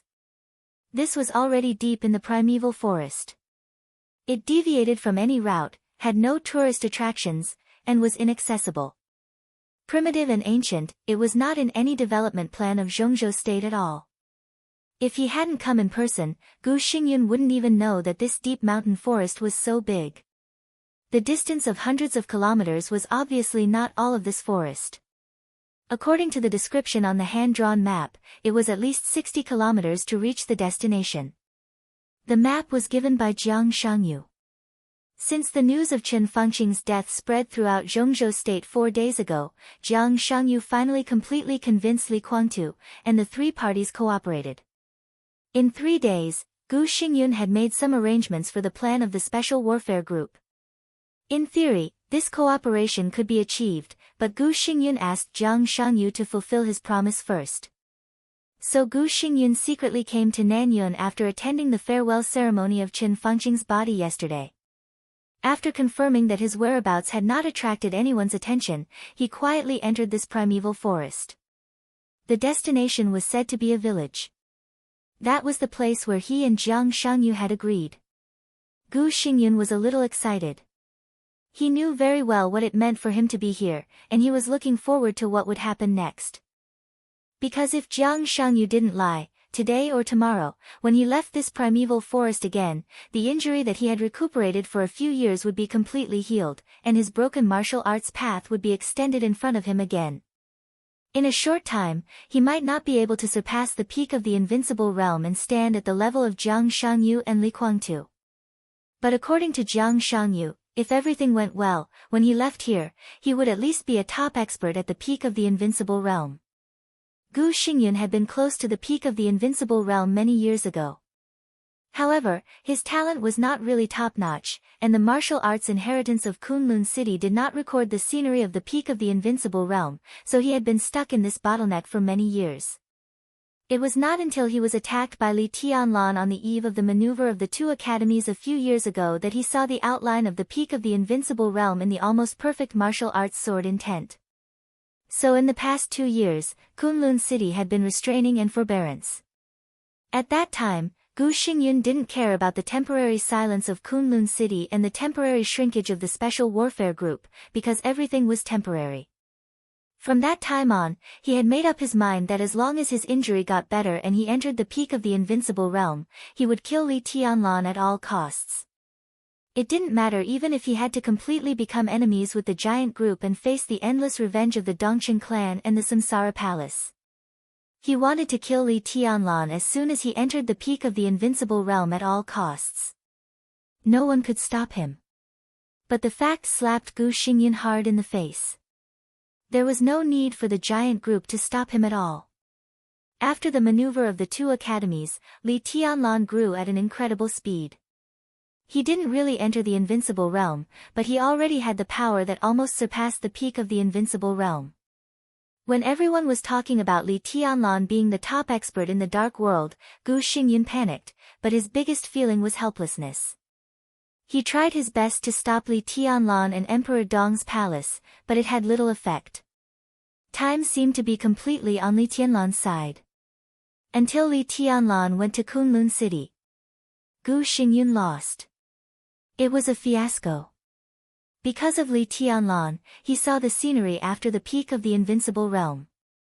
At the same time, because of fighting with Li Tianlan, he overdrew his potential and cut off his path. There was a storm inside the Special Warfare Group. Almost every day, someone was investigated. In a short period of time, the Special Warfare Group had shrunk by nearly a third. Li Tianlan and Emperor Dong's palace were like the sun at high noon. The Xingshi group and Emperor Dong's palace merged perfectly without any awkwardness. The new group rose. Things were hitting Gu Xingyun's nerves one by one. That was the most desperate time for Gu Xingyun. That was the real despair. He knew very well what it meant. Perhaps Li Tianlan and Emperor Dong's palace were temporarily attracted by Qin Fangqing, but Gu Xingyun could be sure that once Qin Fangqing couldn't stop Li Tianlan and fell down, he and the Special Warfare Group would fall after Qin Fangqing. At the most pessimistic time, he really planned to leave Zhongzhou State. Of course, he didn't go to Annan State. If he wanted to leave Zhongzhou State, there were many places to go. Star State, the European continent, and even some superpowers second only to Zhongzhou State in the world, such as Snow Country, extended an olive branch to him. Now there were few masters in the dark world. As the god of war of Zhongzhou State, even if his majesty was gone, he could go to any country and get the position of the god of war of that country and rebuild the order of the special warfare system. And those countries also came up with a relatively perfect plan. Compared with the seemingly generous promise of Annan State, Star State, England, France, Germany, and Snow Country all put forward almost perfect plans. They invited Gu Xingyun to go to their country. He didn't need to take anything from Zhongzhou State. He just needed to take the Gu family's team there. As long as they could land safely, they would negotiate with Zhongzhou State. This could be said to be a negotiation, and the conditions were so generous that Zhongzhou state could offer them casually. How important was a god of war who controlled the special warfare system? The special warfare system. It was no exaggeration to say that it was the order of a country in the dark. It can look loose, it can even look chaotic, but whatever, no matter what, it must be under control. The aftermath caused by the chaos in Snow Country had not completely subsided. Instead, it had become more and more intense. Most of the invincible realm experts on the divine and holy lists had fallen, and all the superpowers were leaderless. With no one in control of the situation, the order of the dark world had completely collapsed. In some places, gangs, drug dealers, and killers began to emerge one after another. The crime rates skyrocketed, and all kinds of fights for interests took place every day. The chaos was not only spreading in the dark, but also on the surface. As time went by, no one knew how the situation would develop. Why could the Purgatory of Heaven capital and the current Emperor Dong's palace enter East Island? The royal family might not really welcome them to take root in East Island. But relatively speaking, they couldn't lose the order in the dark. So even if the person who controlled the order was not their favorite, or even hated, they would accept it if they had no other choice. After the chaos in Snow Country, Gu Xingyun could be said to be one of the top experts in the dark world. Everyone knew his current situation, so all the invitations to him were full of sincerity. According to Gu Xingyun's speculation, if he joined those powerful countries, this matter might really turn around. As long as those people met the conditions of Zhongzhou state, he and the Gu family had the possibility to continue to exist. But this was only for Zhongzhou state. Gu Xingyun was not afraid of Zhongzhou state. It was Li Tianlan. It had always been Li Tianlan. Run? That was not realistic at all. If he stayed in Zhongzhou state, Li Tianlan might restrain himself. But once he left Zhongzhou state, even if he was temporarily safe, when Li Tianlan entered the invincible realm, where could he go? Even if he could run, how could the Gu family run? This was the most important reason why he had never made up his mind. If Jiang Shangyu hadn't taken the initiative to find him, he had even begun to consider the possibility of surrendering to Li Tianlan. Giving up the position of the war god of the state. Even giving up the leadership of the special warfare group. When there was really no turning back, groveling and begging Li Tianlan for mercy seemed to be the only feasible. This was also an important reason why he could accept Jiang Shangyu's proposal without difficulty. What Jiang Shangyu and Li Guangtu wanted was only 2/3 of the leadership of the special warfare group. After all, he could still keep 1/3 of his assets. As a condition of exchange, he didn't have to grovel and look at Li Tianlan's face. Jiang Shangyu could even make him really enter the peak of the invincible realm. It could even make him break through the peak of the invincible realm within a year or two, half a step into that supreme realm. What else did Gu Xingyun hesitate about? He directly agreed to cooperate. There were only some slight doubts in his heart. Jiang Shangyu had the example of going straight from the thunder-shocking realm to the half-step invincible realm overnight, and now he had the strength beyond the peak of the invincible realm. The iron-like fact made Gu Xingyun not have many doubts in his heart. The village deep in the forest was one of Jiang Shangyu's secret bases, and it also hid his biggest secret. And there was also the power that gave Gu Xingyun a new life. Gu Xingyun's heart was beating violently. He kept speeding up in the gradually quiet forest, identified the direction, and rushed directly to the destination. Chapter 1097. The forest was dense and deep. Gu Xingyun's speed changed from slow to fast, and finally from fast to slow. In the extremely dense primeval forest, he finally stopped where he was and looked around with a dignified look. Everything around him seemed to have changed. The world was quiet. The grass and trees were quiet. Gu Xingyun stood under a thick giant tree, frowning and looking around. He didn't speak for a long time. He didn't know why. He always felt that there was something wrong around him, but he didn't know what was wrong. A master's will was as firm as iron. The more powerful he was, the more he believed in his intuition. In the spiritual field, this was the subconscious. The uneasy intuition came from the subconscious. In his subjective consciousness, he couldn't find anything wrong, but it didn't mean that everything here was normal. It could only mean that he hadn't found anything abnormal yet. What on earth is wrong? Gu Xingyun focused his attention and looked around silently. The trees stood there quietly. There was no wind in the forest, not even any sound. The extreme silence with absolute weirdness made people feel more and more uneasy. It was as if everything around him had no life. The whole world seemed to be completely dead. Gu Xingyun's muscles gradually tightened. He didn't doubt the sincerity of Jiang Shangyu's cooperation with him. At least until now, he had never suspected that Jiang Shangyu wanted to hurt him. But the forest around him, which looked normal but extremely weird, made him feel more and more cold. Gu Xingyun didn't know why, but the fear deep in his heart began to spread little by little, making his whole body a little stiff. He took out the hand-drawn map again to confirm the location. It was less than 10 kilometers away from the destination. The direction was accurate. This also meant that he didn't go the wrong way. Then, what did this inexplicable feeling in front of him mean? Gu Xingyun stood there and hesitated for about half an hour. Then he slowly moved forward, step by step, and continued to move toward the destination. The forest seemed to be changing at any time, but it also seemed to be unchanged.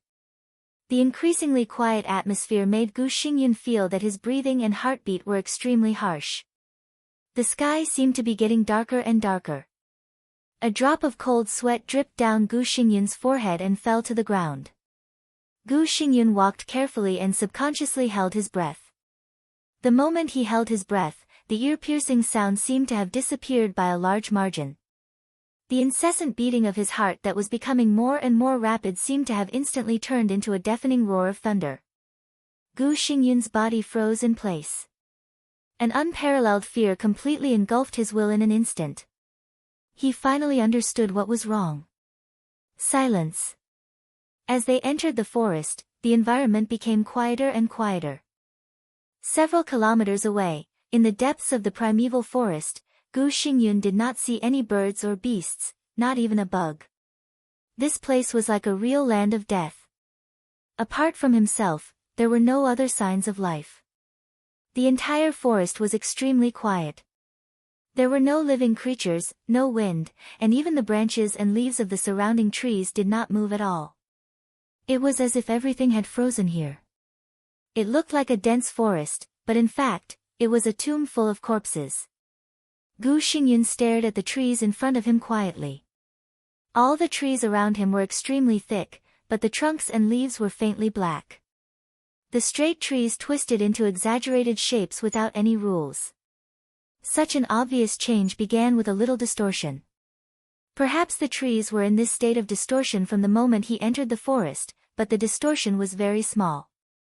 After he entered the forest, it began to enlarge little by little, so that now, if he did not pay close attention, Gu Xingyun would even think that this extremely exaggerated and strange distortion was normal.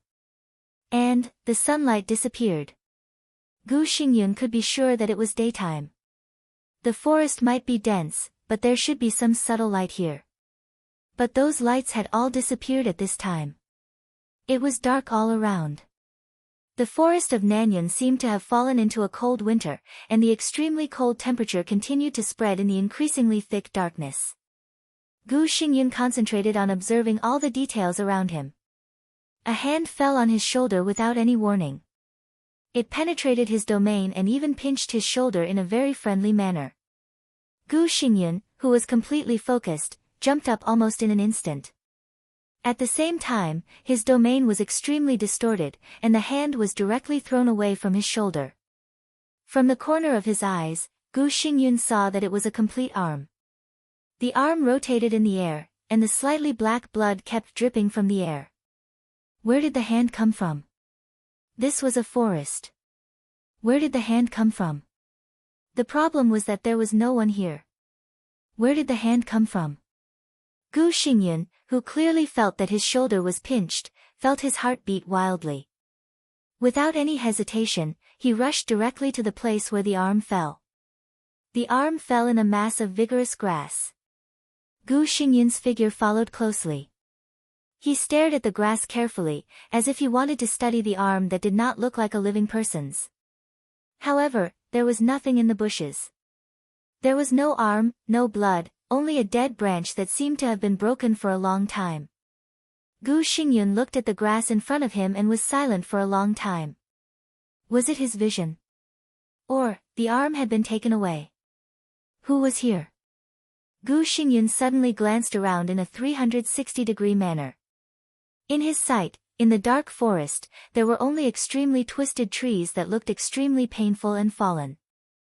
Those trees were quietly twisted, like pairs of eyes, with ferocious malice, staring at his every move. Gu Xingyun swallowed, and he began to step back. The feeling of uneasiness seemed to have broken through the limit of his heart.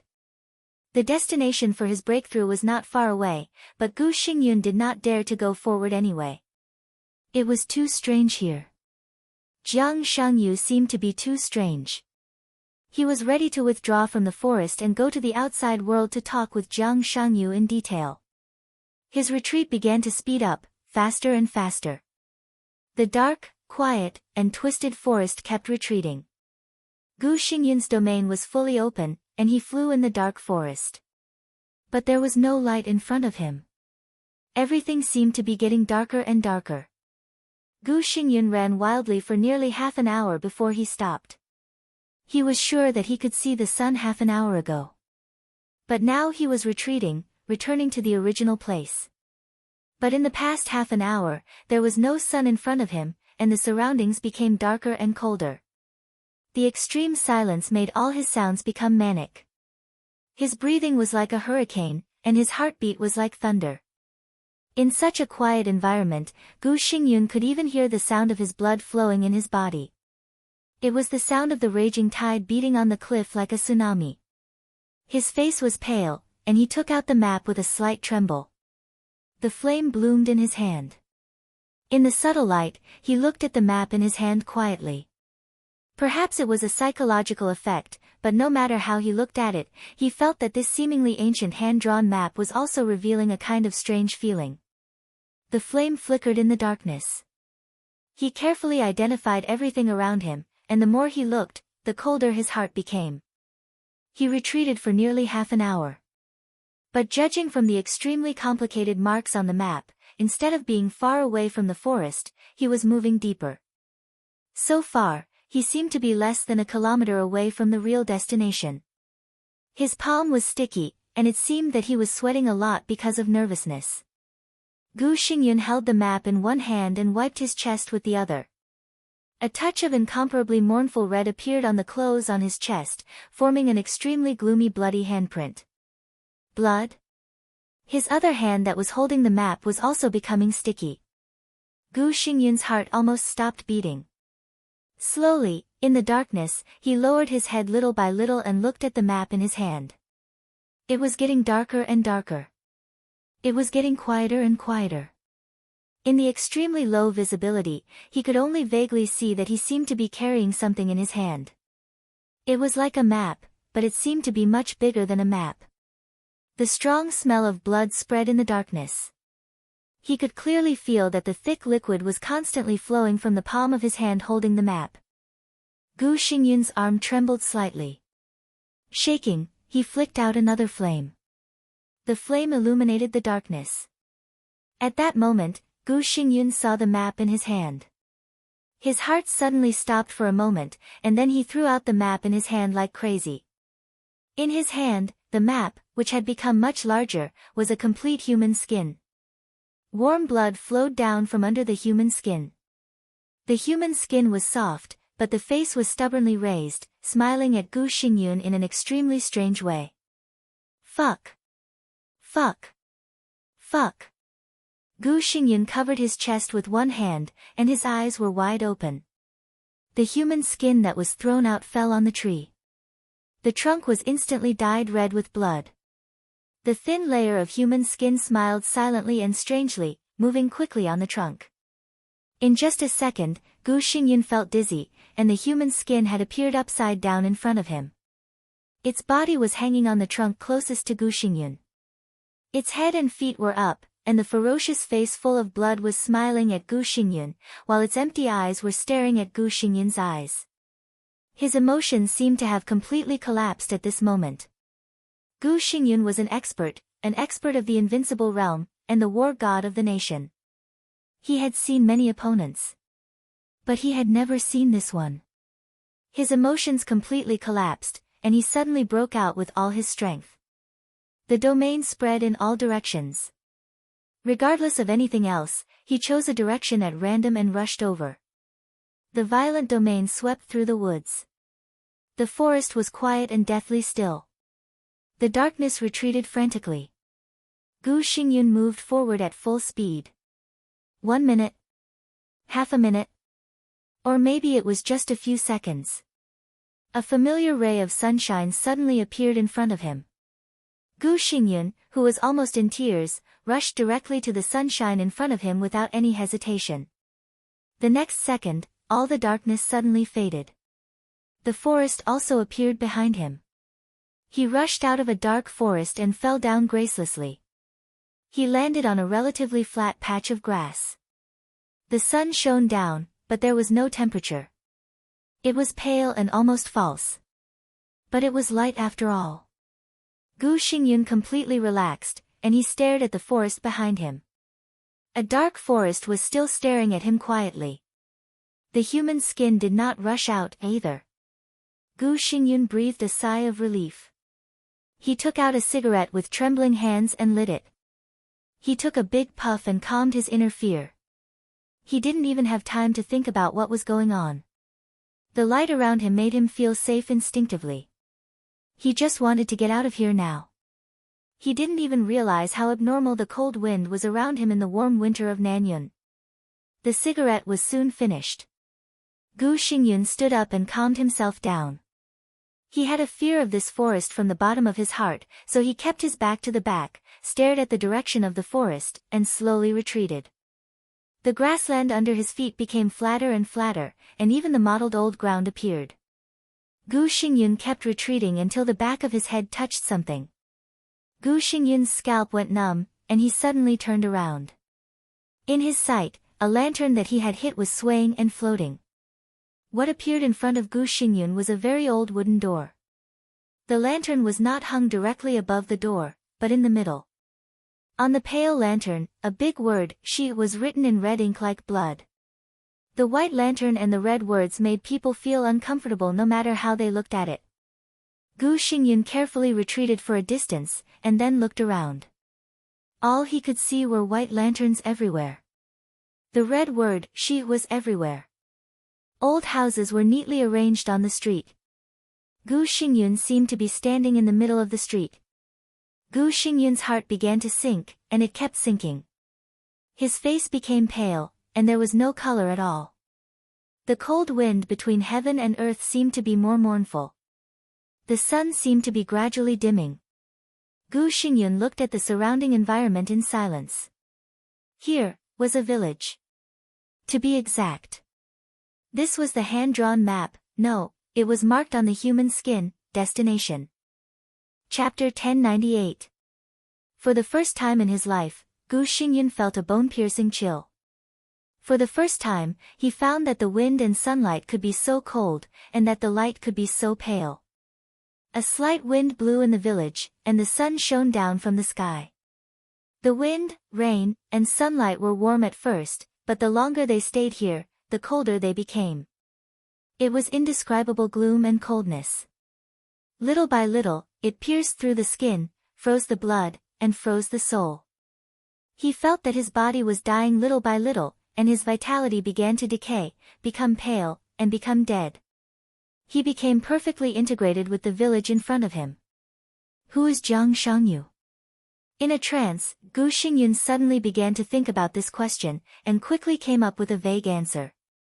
The vague answer could not be said to be Gu Xingyun's mistake, but it could also be said to be his biggest mistake. He did pay attention to Jiang Shangyu. Whether it was the special status of the Jiang family or Jiang Shangyu himself, they were worthy of Gu Xingyun's attention. He wanted to draw the Jiang family into the special warfare group, and draw Jiang Shangyu into the special warfare group. Jiang Shangyu was undoubtedly a very outstanding young man, and he could even be said to be a very outstanding one. Gu Xingyun attached great importance to him. In order to completely tie Jiang Shangyu to Kunlun City, he even thought about marrying his daughter Li Qingqing to him. But it was also undeniable that he did not absolutely attach importance to Jiang Shangyu. He was easy to talk to, easy to get along with, ambitious to a certain extent, controllable, non-threatening, low-key, and calm. In the eyes of everyone, including Gu Xingyun, Jiang Shangyu was roughly such an image. It was not until now that Gu Xingyun suddenly realized that Jiang Shangyu, who was hiding behind that image, did not reveal not only his strength, but this village might be his biggest secret. His brain was a little chaotic, but the fear in his heart was gradually dissipating. With his willpower, he naturally could not be frightened to collapse. What he experienced today might be a little weird, but Gu Xingyun could be sure that in the current situation of himself, Jiang Shangyu, and Li Guangtu, this cooperation was beneficial to both sides. At least for the time being, Jiang Shangyu and Li Guangtu still needed to use their status to place their forces in various positions in the special warfare system of Zhongzhou State, and they had no reason to harm him. Gu Xingyun calmed down a little and looked at the small village in front of him. The village seemed to be quite old. The houses looked very old, and the internal layout seemed to be filled with the limitations of the times. The streets were very narrow, so it looked especially gloomy. White lanterns were hung on the doors of every house in the village, fluttering in the wind. The blood-red, happiness, character swayed slightly, and the whole village was filled with a very strange jubilation. Gu Xingyun seemed to be standing in the middle of the street, where he could see the outline of the village to the greatest extent. The street was very narrow, but extremely clean. It was obvious that someone had just cleaned it not long ago. However, standing in the village, Gu Xingyun did not feel any signs of activity. A deathly silence spread throughout the village. Under the sunlight, there were no signs of activity in the village. It looked like a mountain village that had been abandoned for a long time. Gu Xingyun felt that something was wrong, but he still couldn't tell what was wrong. He walked quietly on the street and soon walked through the whole village. The village was not big, with only about 200 households. But there was no one in the entire village. All the doors of the households were closed. In the absolute silence, even the sound of the wind seemed to have disappeared. Gu Xingyun slowed down his breathing and returned to the position where he had stood at the beginning. In front of him was a relatively large house. The pale lantern swayed in the wind, the dark wooden door, and the quiet atmosphere. The scene in front of him seemed to be indescribably cold. Gu Xingyun hesitated, and finally took 2 steps forward. He pulled the black metal ring on the wooden door and slapped it on the door. He slapped it. The sound of slapping was extremely harsh in the quiet environment, and it went far away from the deep street. Gu Xingyun's face became a little pale again. As an expert of the invincible realm, the willpower would not frighten him to the point of collapse, but everything he had experienced today was challenging his psychological endurance. His domain had shrunk to the extreme, and his body was completely tense, as if he was worried that something would suddenly rush out from behind the door. Gu Xingyun was now in a state of battle. There was no sound at the door, and no one came to open the door. Gu Xingyun hesitated and increased the sound of slapping again. The sound of slapping the door went farther on the street, and it sounded a little noisy. But the door was still silent. Even the nearby residents didn't make any sound. Gu Xingyun gritted his teeth and put his palm on the door. After hesitating for a few seconds, his palm slightly exerted force. Bang! The wooden latch that locked the door was broken by the force. The black door opened a gap to the inside. A cold airflow came to his face. Gu Xingyun's body shook subconsciously. He looked around, and there was no change around, but the cold doorway inside the door was dark. Gu Xingyun always felt that there was a pair of blood-red eyes at the door, staring at him. Phew, phew, Gu Xingyun took a few deep breaths, gritted his teeth, and pushed the door open a little again.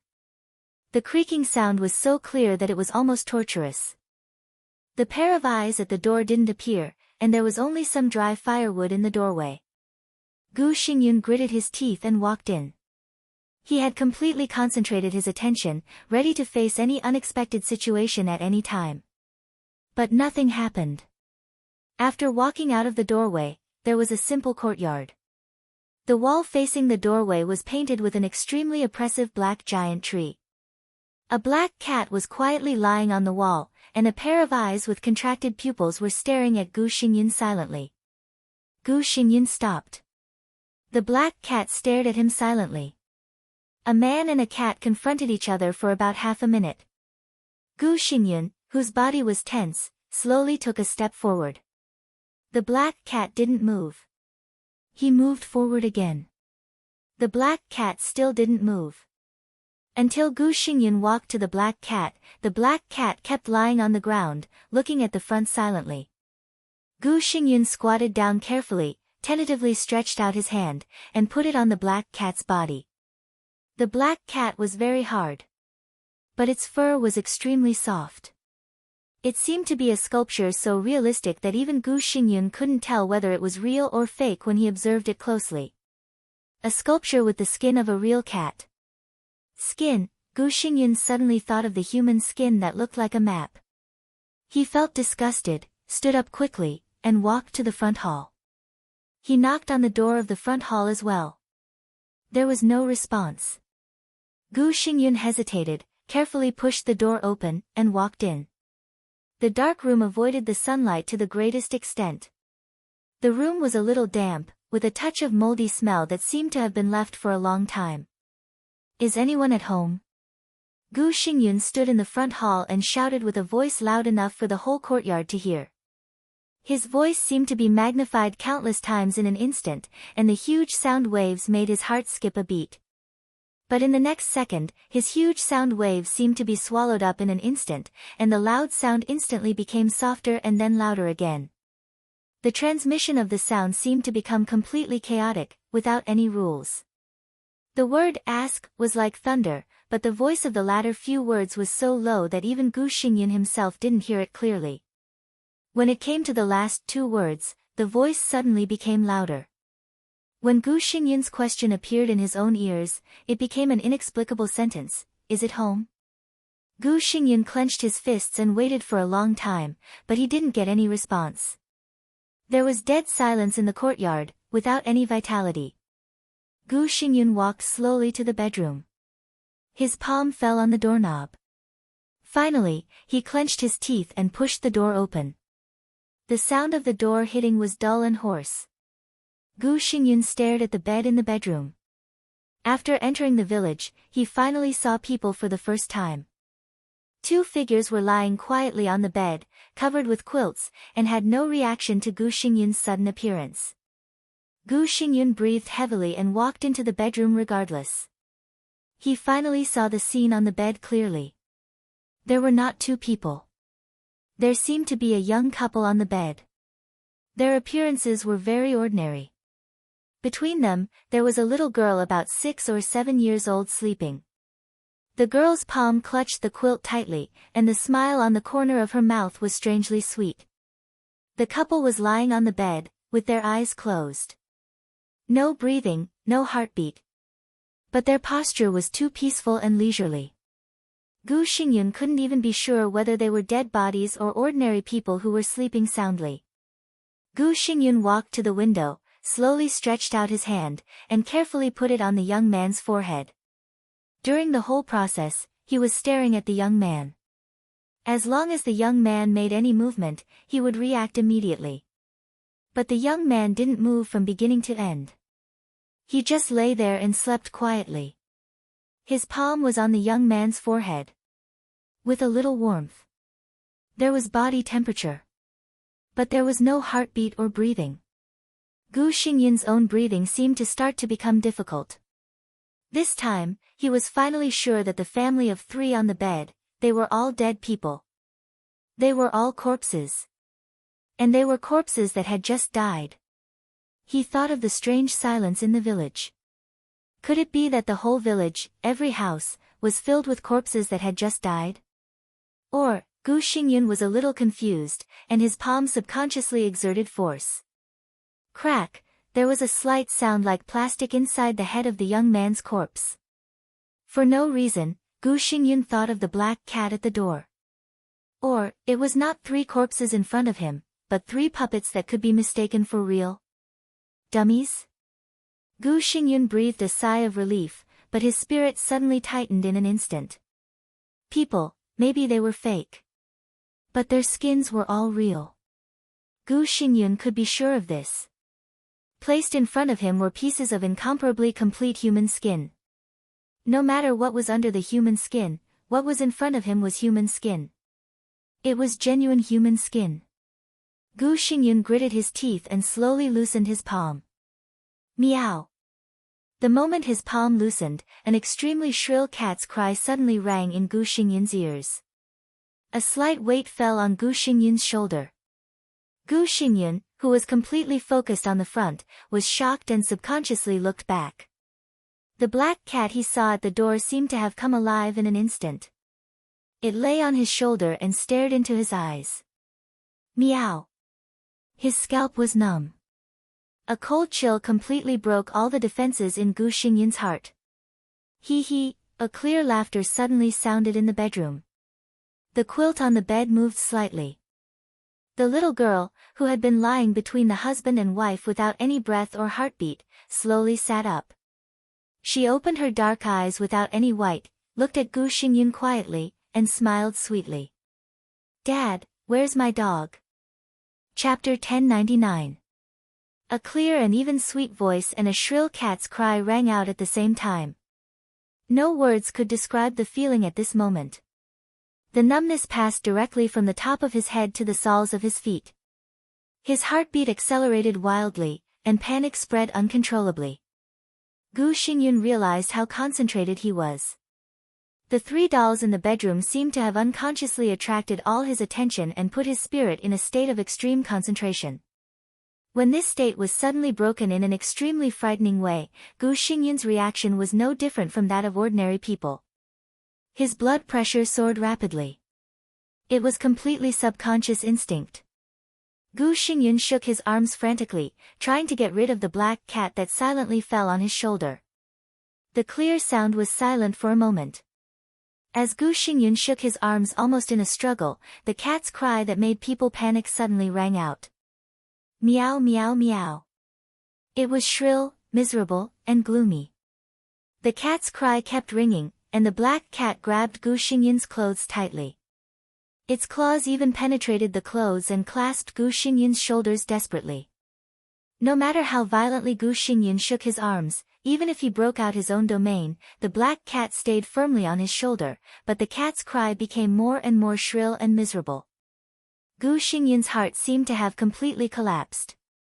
Even in the face of Li Tianlan, even though he knew that he was no match for him, he still dared to fight against that young guy.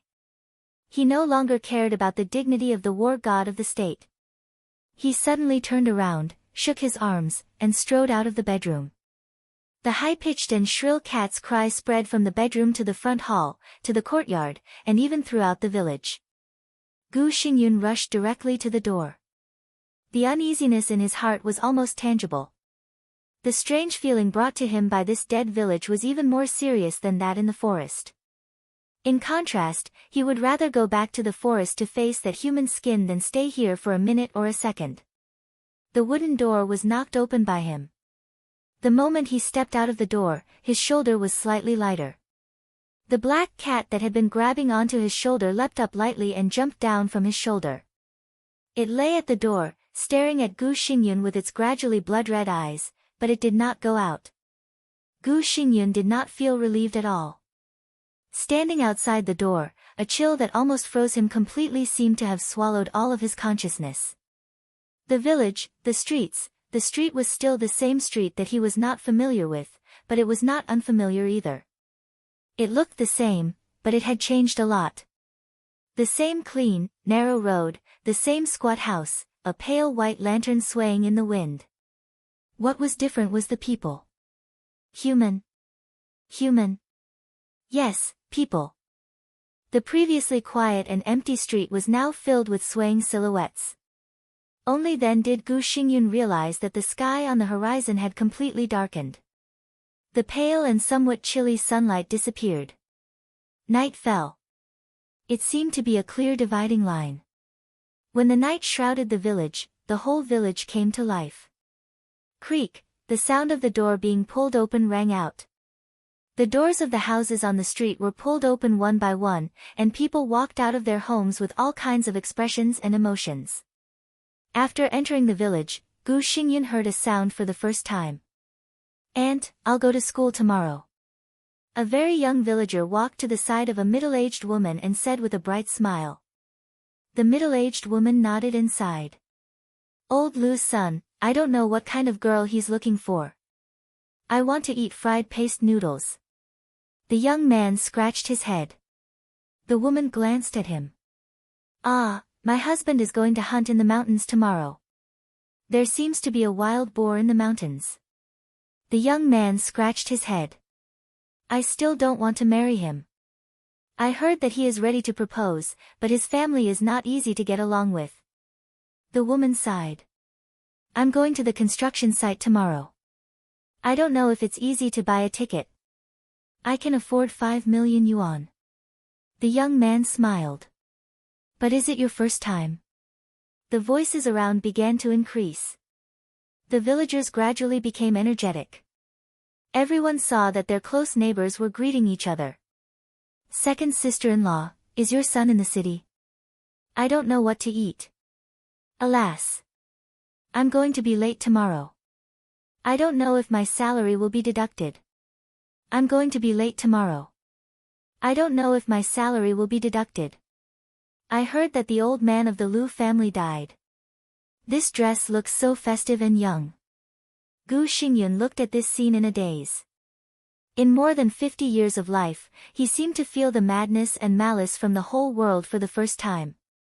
His spirit gradually became dull, and he just looked at these people in front of him silently. These people were indeed human beings. But everyone's spirit seemed to have become completely chaotic, and even produced a variety of different personalities.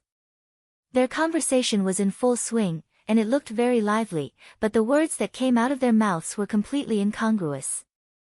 However, it was obvious that they didn't realize this at all, and continued to talk, as if they were programmed to talk until the end of time. No one noticed Gu Xingyun. It was as if his existence did not exist at all. Gu Xingyun's face was pale. Looking at the increasingly lively street in front of him, he was covered with cold sweat. He was really a little scared. He didn't want to stay here for a second in this crazy and chaotic village. Thus, he quietly walked into the crowd of villagers. Being in close contact with these villagers, his hands and feet were cold, and he carefully moved in the direction in his memory. He walked very slowly. But his destination was very clear. Obviously, he didn't lose his way. He wanted to go back to the forest, cross the forest, and return to Nanyun and Yuzhou. Even the ice and snow of Kunlun City at the foot of Mount Qingyun were much warmer than here. He didn't know where this place was. But he knew very well that only the place outside this damn place was the real human world. The street gradually came to an end. Thus, Gu Xingyun naturally entered an extremely narrow alley. Gu Xingyun couldn't help swallowing. He remembered very clearly that the small alley around him didn't exist at all not long ago. At the end of the street, he should see the forest. But now, the forest was gone. The moment Gu Xingyun turned around, the street disappeared. The place where he came in had become a wall. All the bustling and noisy sounds outside the street disappeared instantly. The whole village seemed to become dead silent again. The back road completely disappeared. Forward became the only way. There were no street lights in the village. It was dead silent and dark. Gu Xingyun's breathing became more and more rapid. He walked forward carefully. Maybe after a minute or 5 minutes, his eyes finally adapted to the darkness around him. The visibility in front of him was still extremely low. But vaguely, he seemed to see a person standing at the end of the alley. Maybe it was standing, or maybe it wasn't. It seemed to be a woman. Her long hair completely covered her face, and it was unscrupulously draped in front of her. In the night, her red dress seemed to be glowing with a blood-like mournful luster. Her body was bent forward, and her body was twisted into a strange angle. She stretched out her hands and was moving towards Gu Xingyun little by little. There was no way back. In the absolutely dark and quiet alley, Gu Xingyun was walking face to face with the thing at the end of the alley. He couldn't see the face behind the long hair, but he instinctively felt that the other party's eyes were staring at him coldly. Deep breath, relax. Deep breath, relax.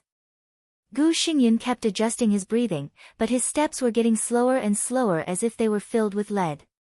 It seemed to be aware of his speed. The distorted red figure at the end of the alley suddenly began to accelerate. Its body became more and more distorted, and its long arms rushed directly to Gu Xingyun. Fuck! Gu Xingyun, whose heart was about to collapse, roared directly. The domain that was condensed to the extreme suddenly exploded around him. The turbulent power surged wildly, and his body rushed directly to the red shadow. Fight! He could only fight. This was the only choice. The domain was vast and mighty. Gu Xingyun appeared directly at the position of the red shadow. Eold was darkness and dead silence. The night was so dense that it seemed eternal. But the red shadow suddenly disappeared. Everything that had just happened seemed to be an illusion. It was as if that figure had never existed. Tick, tick, the ticking sound, which was close at hand, came from behind Gu Xingyun. The sound was light, but it was deafening. The strong smell of blood continued to spread. It was blood. To be exact, it was the sound of blood falling on the ground. Gu Xingyun thought of the red shadow that disappeared. The other party didn't disappear. Behind me. Gu Xingyun suddenly turned around. It was still dark. There was no twisted red shadow. However, the faintly discernible smell of blood in the surroundings continued to spread. Tick, tick, the sound of blood dripping sounded from behind Gu Xingyun again. Gu Xingyun turned around again at a faster speed. Tick, tick, the sound of blood dripping was still behind him. The smell of blood was getting stronger. Gu Xingyun stood where he was. He slowly lowered his head and looked at his feet. The sticky blood had covered the road under his feet, and it was extremely sticky. The sound of dripping became clearer, and drops of blood seemed to fall on Gu Xingyun's body. He was a little dizzy. He was in a trance. Gu Xingyun shook his head hard. He knew that the thing was closely behind him, and it was even about to stick to him. But every time he turned around, the other party seemed to appear behind him. He couldn't see it. As if he could never see it. Gu Xingyun tried to take a step forward. His whole body was soft, and he seemed to be extremely weak. 2 clear footsteps could be heard on the blood-soaked ground. The thing behind him moved almost at the same time as him. Gu Xingyun stopped again. The thing behind him also stopped. It seemed that something had stuck to his back. It was faintly discernible. Gu Xingyun didn't know if it was his illusion. His cell phone suddenly rang. It was supposed to be very soft music, but in the current atmosphere, it was indescribably harsh, with a strong ominous aura. Gu Xingyun trembled slightly and subconsciously took out the phone. The phone that had no signal for a long time had full signal bars at this time. Jiang Shangyu's name was shaking on the phone. Gu Xingyun gritted his teeth and answered the phone directly without any hesitation. Your Highness, I'm sorry. There was an accident. I'm late. Jiang Shangyu's gentle voice sounded on the other end of the phone. As he spoke, the blood on the ground began to disappear, and the alley began to disappear. All kinds of chaotic sounds rang in his ears again. Gu Xingyun held the phone, and his body trembled. He suddenly found that everything just now seemed to be extremely illusory. He did not move his body. His body was still standing by the gate, and the black cat behind him was still staring at him. He stood on the street, listening to the chaotic conversation around him. I can assure you that it was an accident. Jiang Shangyu's voice was apologetic and sincere, but it was extremely terrifying in Gu Xingyun's ears. The corner of his mouth moved with difficulty. He opened his mouth several times and finally made a sound. Where are you? The domain spread over silently. Jiang Shangyu's figure gradually took shape in the vague domain, and finally stood in front of Gu Xingyun. I'm sorry. Jiang Shangyu looked at his pale face and said again. Gu Xingyun looked at him in a daze. After a long time, he asked in a hoarse voice, where is this? This is my territory. Jiang Shangyu was silent for a while and laughed. It's my base. Of course, it will also be Your Highness's base in the future. Your Highness, you kept your promise and came here, and I kept my promise to you. This will be one of our most important bases. From now on, we are on the same side. He said slowly, stretched out his palm to Gu Xingyun, and said in a low voice, Your Highness Gu Xingyun, welcome to the Shadow World. Chapter 1100. After attending Chen Fengqing's funeral, Li Tianlan returned to the hotel. He had his own property in Yuzhou. Now many people were eyeing it, but no one dared to do anything about it. The prince's mansion, which could be exchanged for astronomical amounts of money as long as he opened his mouth, was his property. But it was the wedding house prepared for him and Dongqing Rushi by the Dongqing clan. If Dongqing Rushi was in good condition, Li Tianlan would not mind taking Qin Weibai to live in it. But in Dongqing Rushi's current state, Li Tianlan felt a little awkward to do so. Qin Weibai also had many properties in Yuzhou, two of which could be said to be in the center of Yuzhou, where the traffic was extremely convenient and everything was convenient. But for the same reason, Dongqing Wudi, the key members of the Bai family and other giant group gathered in Yuzhou. Li Tianlan also felt very awkward. This could not be regarded as being overcautious. This year, Li Tianlan was 24 years old. For the time being, he had not really experienced the loneliness of standing at the top and the power of the world, but he had subconsciously begun to consider the chain reaction caused by his every move. Especially in this sensitive period, Li Tianlan did not know how many times he had told himself that at this stage, he could not take a wrong step. So after thinking about it, he still lived in the hotel. To some extent, only this hotel could be regarded as his own property. The Flourishing Age Fund secretly held 27% of the shares of the Ritz-Carlton Hotel, which could be said to be the second largest shareholder in the hotel. As the Flourishing Age Fund merged into Emperor Dong's palace, the owner of these shares naturally became Li Tianlan. After dinner in his own hotel, Li Tianlan received a call from Dongqing Wudi. Dongqing Wudi's voice sounded very calm on the phone, but perhaps it was a psychological illusion. Li Tianlan always felt that his tone was a little depressed. Tianlan, come and have a cup of tea at home. Dongqing Wudi said slowly. Li Tianlan looked at his watch.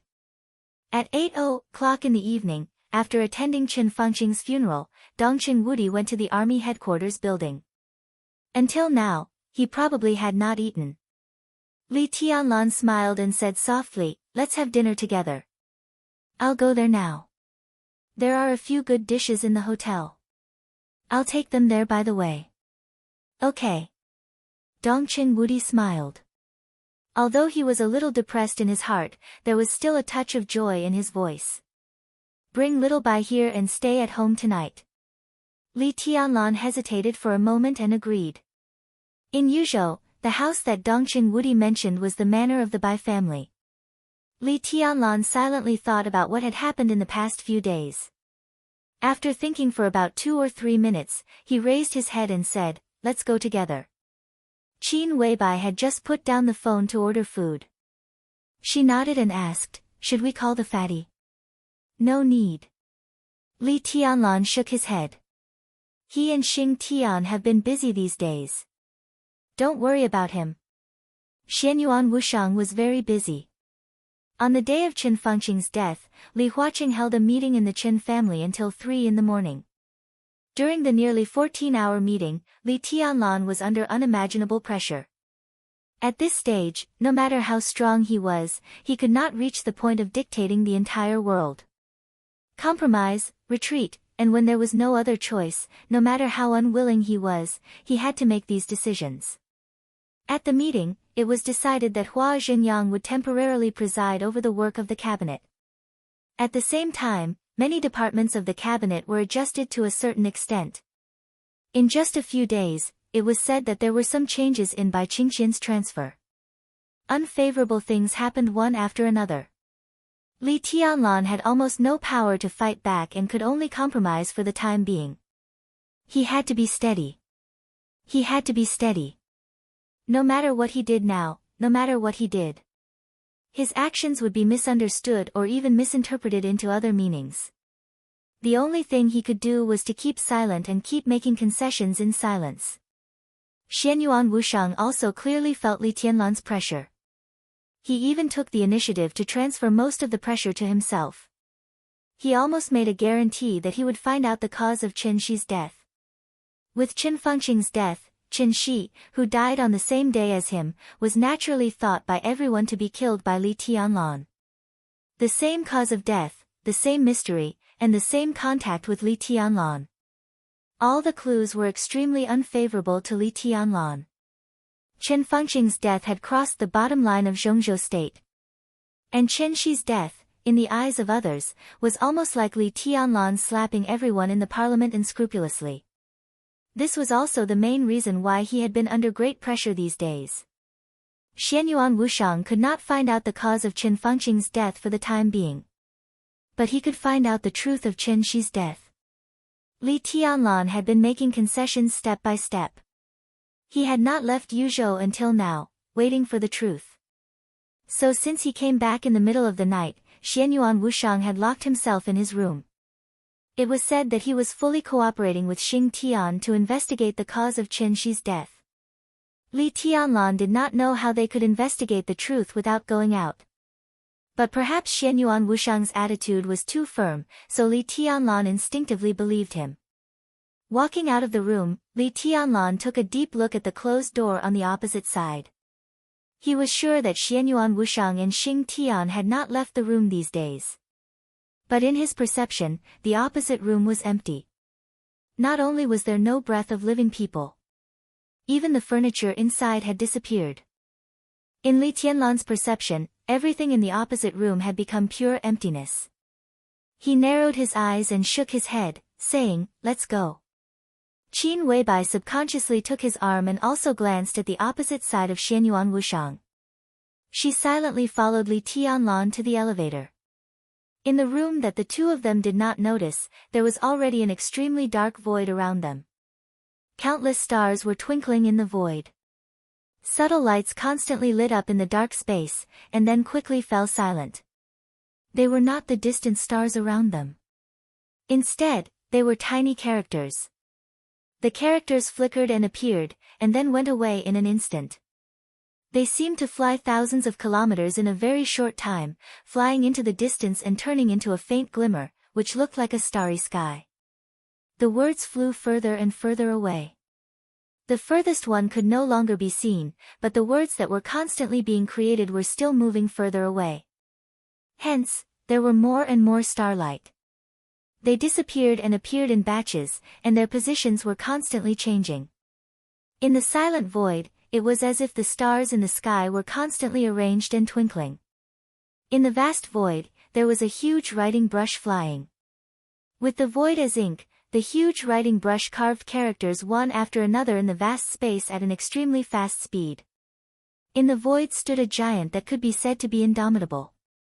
His body, which was originally the size of a normal person and looked somewhat harmless, seemed to be magnified thousands of times here. He stood in the dark void, and at this time, his huge body revealed an indescribable majesty. The shimmer was everywhere. Xianyuan Wushang, who had transformed into a giant, held the same huge writing brush tightly and kept writing in the darkness. Rather than saying that he was writing, it was more accurate to say that the writing brush was controlling his palm to write. The original form of the writing brush was Xing Tian. When he opened his power to the greatest extent, he became a writing brush in this void that could almost reach the sky in terms of height. Starting from the smallest things, he began to deeply explore the truth of Chen Shi's death.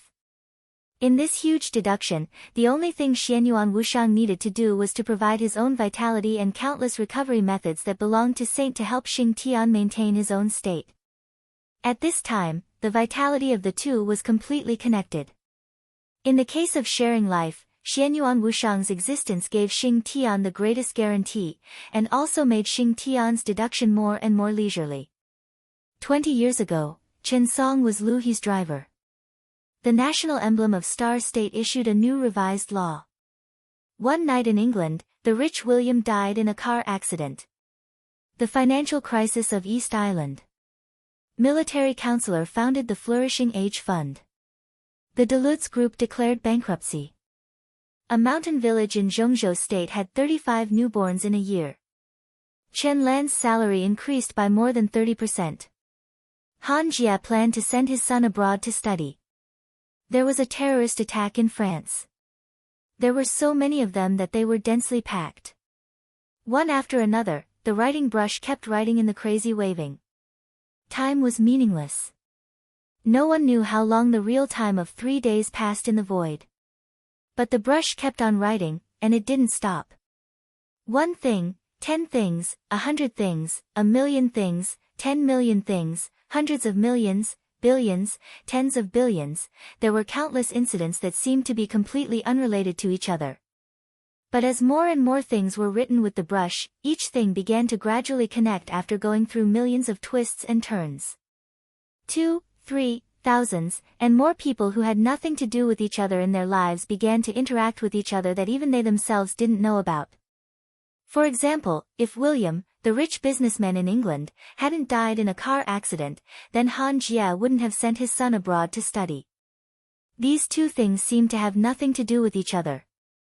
But they also had a direct relationship. Everyone had their own network around them. People in their own network also had their own network. Everyone on the internet had their own small circle. All kinds of people. When everyone interacted with each other because of one thing, the circles on the internet began to fluctuate to different degrees. Such fluctuations might be subtle. But when tens of billions or even hundreds of billions of things were listed, the subtle fluctuations appeared in the most obvious way in front of Xianyuan Wushang and Xing Tian. From this point of view, why did Qin Shi die? Maybe it was because of Li Tianlan, or maybe it was because of other reasons. This was the time limit. When this limit was no longer meaningful, the original reason could be defined by the writing brush, Xing Tian. Why did Qin Shi die? Because 20 years ago, Chen Song was Lu He's driver. There was a reason. Now what Xianyuan Wushang and Xing Tian needed to do was to find that result. This was cause and effect. The writing brush kept shining. Somewhere in the quiet void, Xianyuan Wushang's voice clearly sounded with a long sigh. The writing brush in his hand was still moving. After countless twists and turns of events, the writing brush wrote Qin Shi's name for the first time. Chapter 1101. The densely packed words flew further and further away, gradually turning into pieces of glittering starlight in the void. But when Qin Shi's name appeared for the first time, the two words suddenly shone as if by magic. The fluttering brush seemed to have suddenly outlined two suns. The light was incomparably bright, and all the surrounding starlight seemed to have disappeared.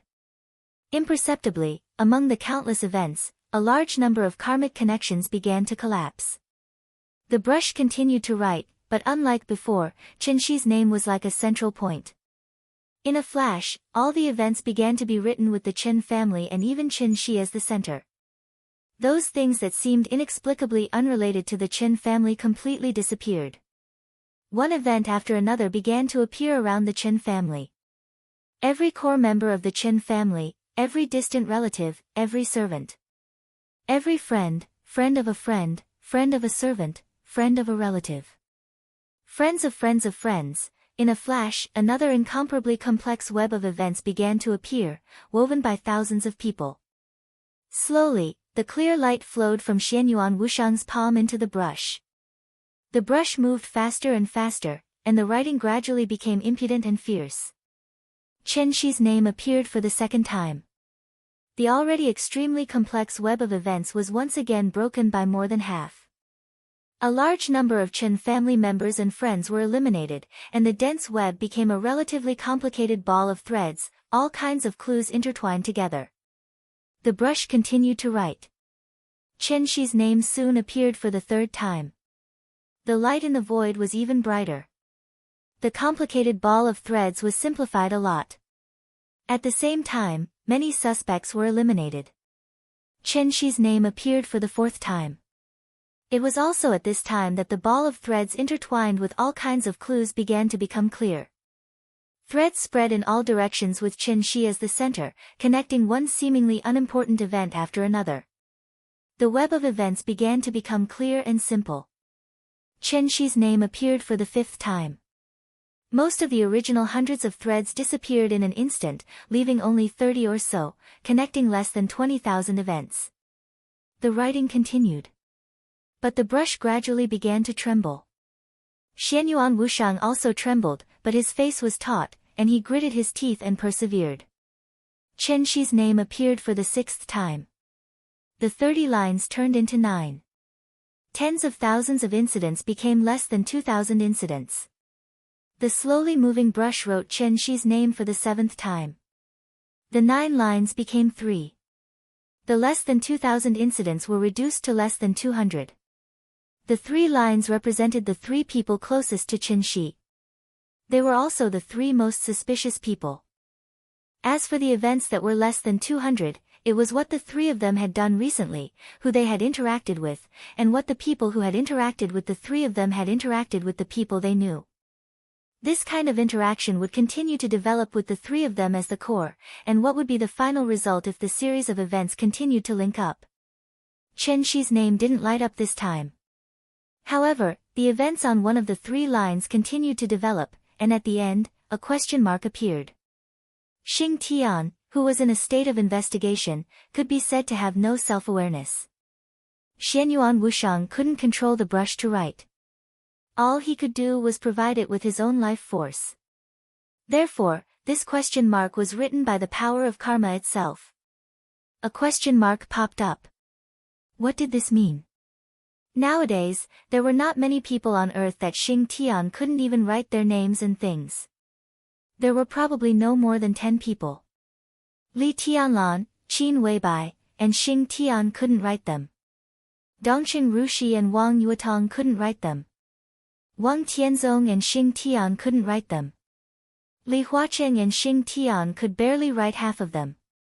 Jiang Shangyu and Xing Tian couldn't write them. This list didn't include Xianyuan Wushang and Lin Shi. Decades later, Zhou Yuanshan's name might be added to this list. But now, Xing Tian couldn't write them. It had nothing to do with Li Tianlan and Qin Weibai. It had nothing to do with Dongqing Rushi and Wang Yuetong. Wang Tianzong didn't have that ability.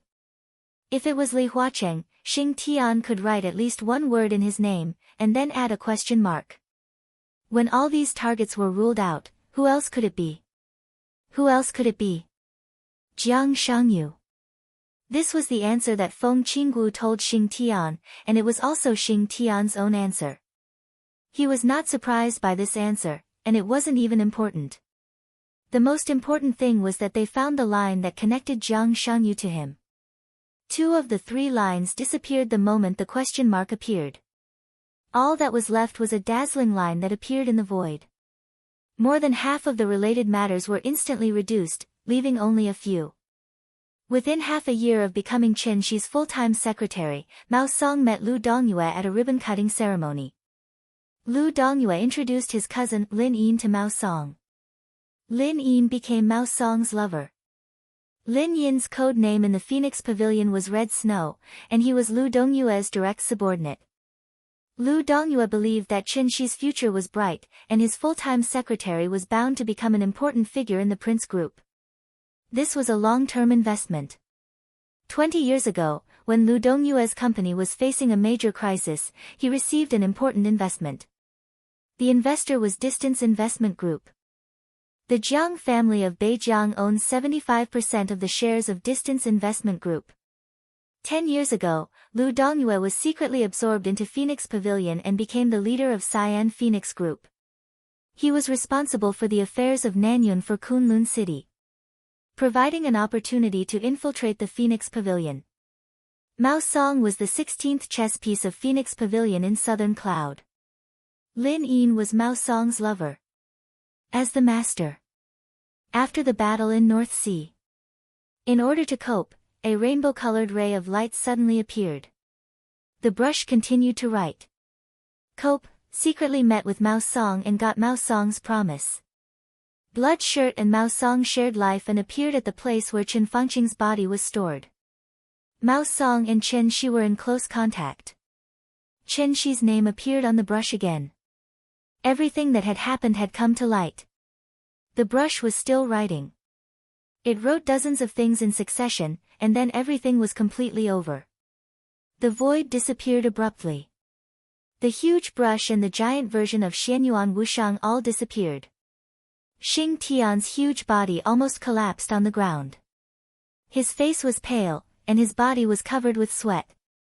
Xianyuan Wushang, who looked harmless, was also extremely weak. All the furniture in the room was restored to its original state the moment the void disappeared. Xianyuan Wushang fell on the bed, panting for a long time, and then slowly sat up. Nothing can happen to Mao Song and Lin Yin. He looked at Xing Tian and said slowly. Xing Tian nodded, stretched out his huge hand, tore the space, and condensed a brush. He thought for a moment, and then slowly wrote in the void. In order to avoid suspicion as much as possible, Mao Song's life will not be in danger for the time being.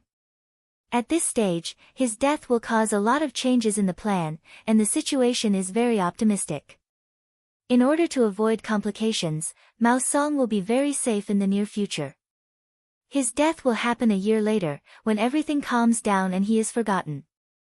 Kill him and copulate. Given his character, this is completely reasonable.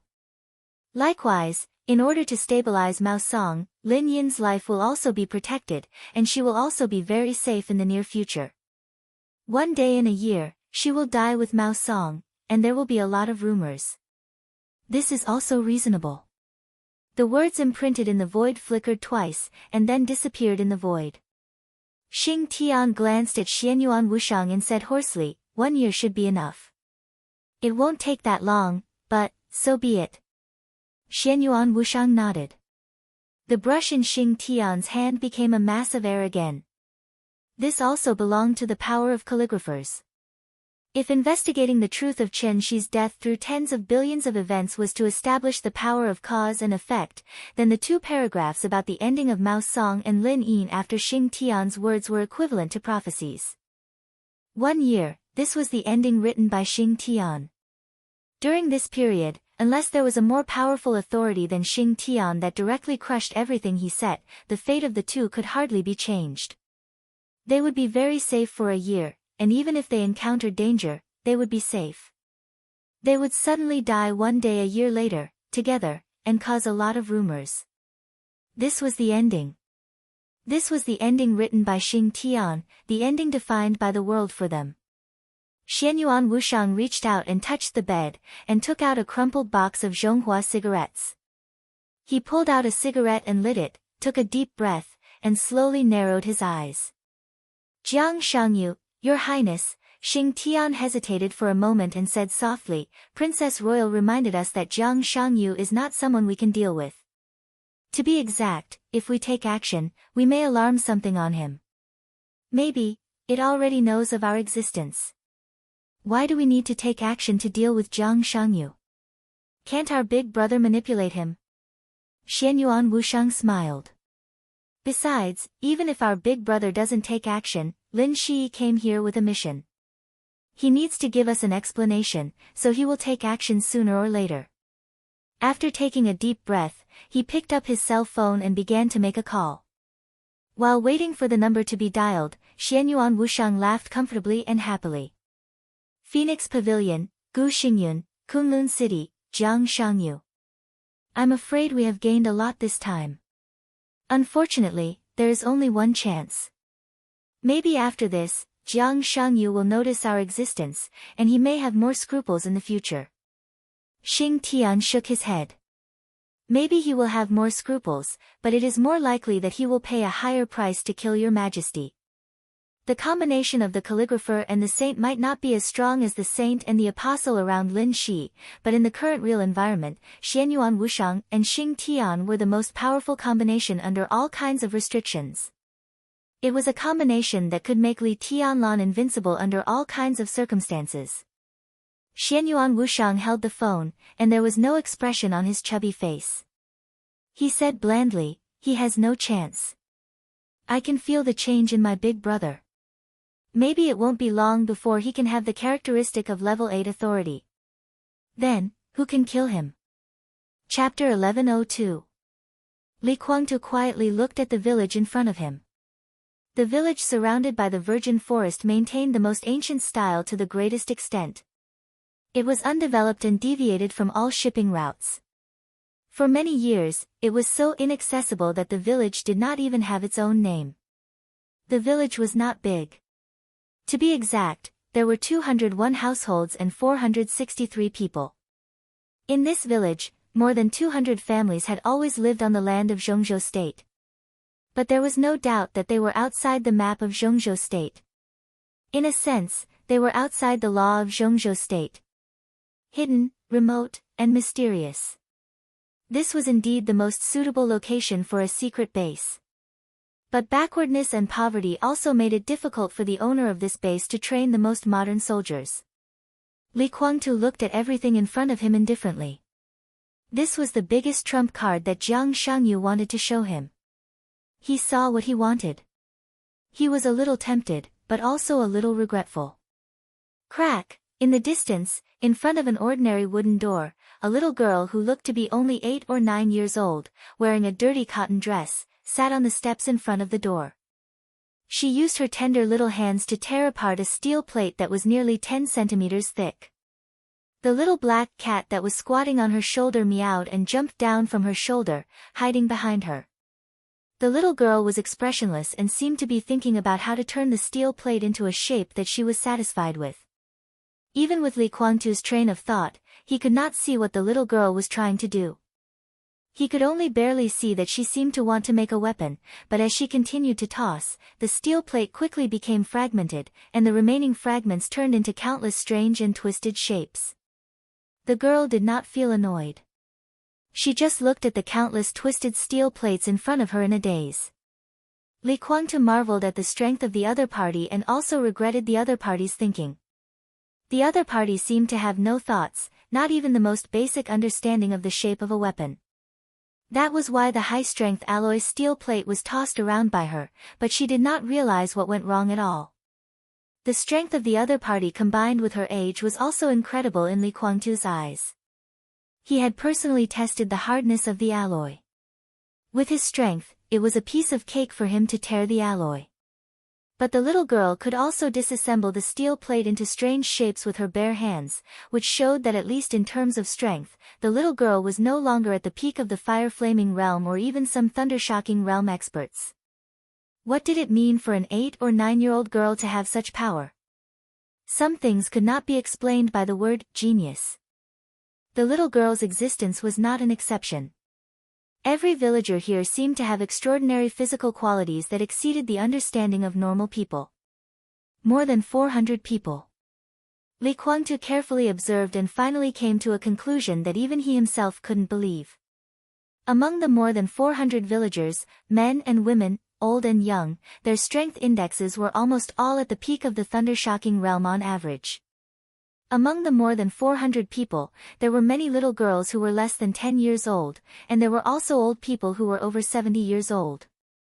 Their strength would be slightly weaker.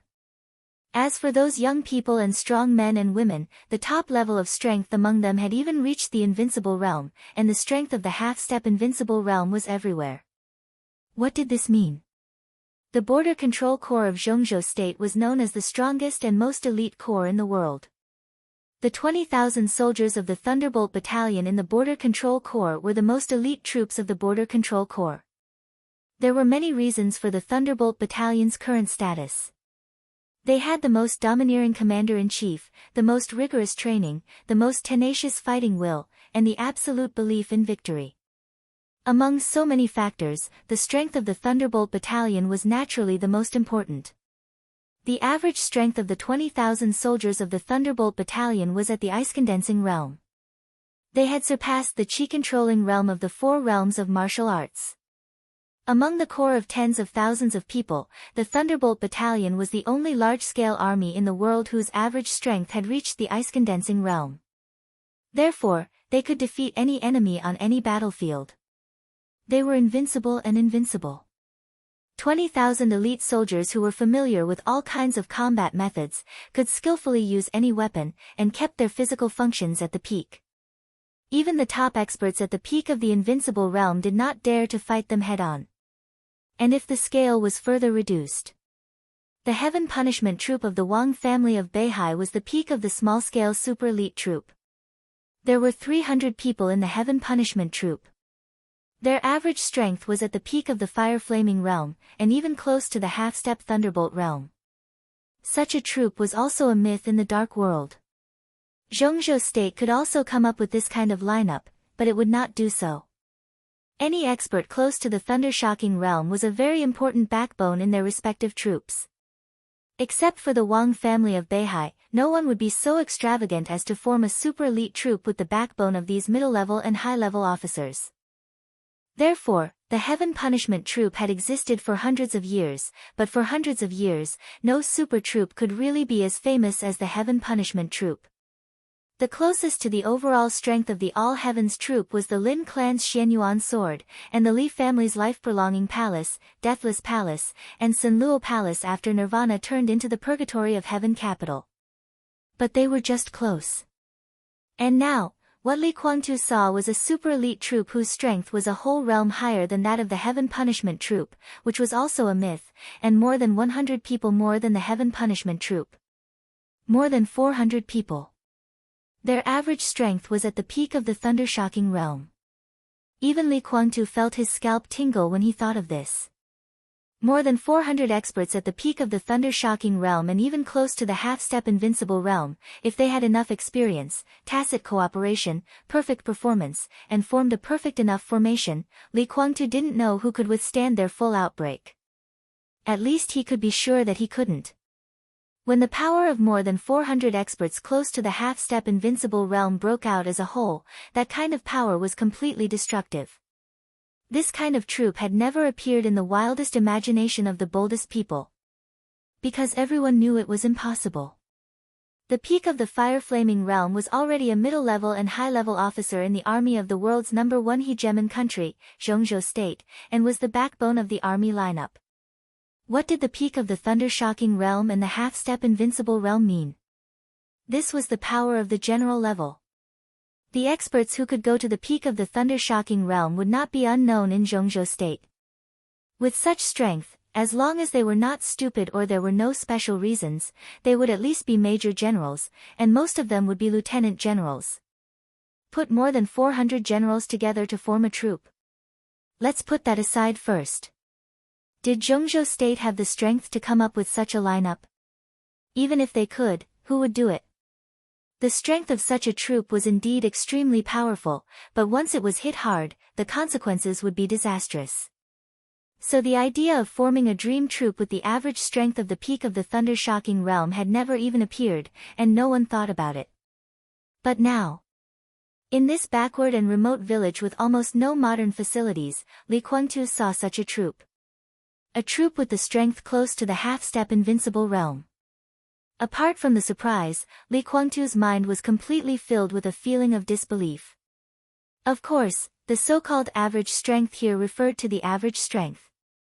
The average strength of the villagers did reach the level close to the half-step invincible realm. But in fact, Li Kuangtu could also see that they had almost no fighting consciousness, no fighting intuition, and no contact with martial arts. In this case, their physical functions and strength were strong enough, but if they were all pulled out to fight against the opponent, not to mention the 20,000 Thunderbolt Battalion, even the 300 Heaven Punishment Troop could kill these villagers several times in minutes. But Li Kuangtu was not disappointed at all. Fighting consciousness, fighting experience, and the level of martial arts, these things could be filled in without much effort. As for the most difficult level to reach, these villagers had all reached the standard. This also meant that the more than 400 villagers in front of him were like more than 400 pieces of white paper whose strength had reached the peak of the thunder-shocking realm, and they could draw at will into all kinds of shapes. A piece of white paper was good for drawing. Li Guangtu took a deep breath. As his figure flashed, his body appeared beside Jiang Shangyu. Jiang Shangyu lay on a dry grassland, bathed in the pale, almost cold sunlight, with a licorice in his mouth, looking at the sun in the sky in a very leisurely manner. Li Guangtu looked at him and was silent for a long time. Then he said seriously word by word, "Amazing. I'm flattered." Jiang Shangyu smiled lazily and said, "The strength of these people has indeed reached a certain level, but it's not very useful for the time being. But the future is already worth looking forward to." Li Guangtu said with some emotion. "So I said, the future is mine." Jiang Shangyu laughed. Li Guangtu was silent again. After a full 2 or 3 minutes, he suddenly asked, "If these people have a certain degree of combat effectiveness and enough tacit understanding, do you think they can pose a fatal threat to Li Tianlan now?" "It's hard to say." Jiang Shangyu was also silent for a moment, and then he shook his head. "But it doesn't matter. The trump card in my hand is indeed worth looking forward to, but now is far from the time for them to be exposed. Their strength can be further enhanced. When they really reach their limit, they can definitely pose a fatal threat to Li Tianlan. As for now, I'm not very clear." Li Guangtu's body shook slightly. His mind was full of Jiang Shangyu's words. Their strength can be further enhanced. Further, his voice suddenly trembled a little. Further enhancement, to what extent? To the invincible realm. Jiang Shangyu said blandly, "Of course, it will take a long time, but it will come eventually. At that time, maybe the so-called invincible realm will really be like grass."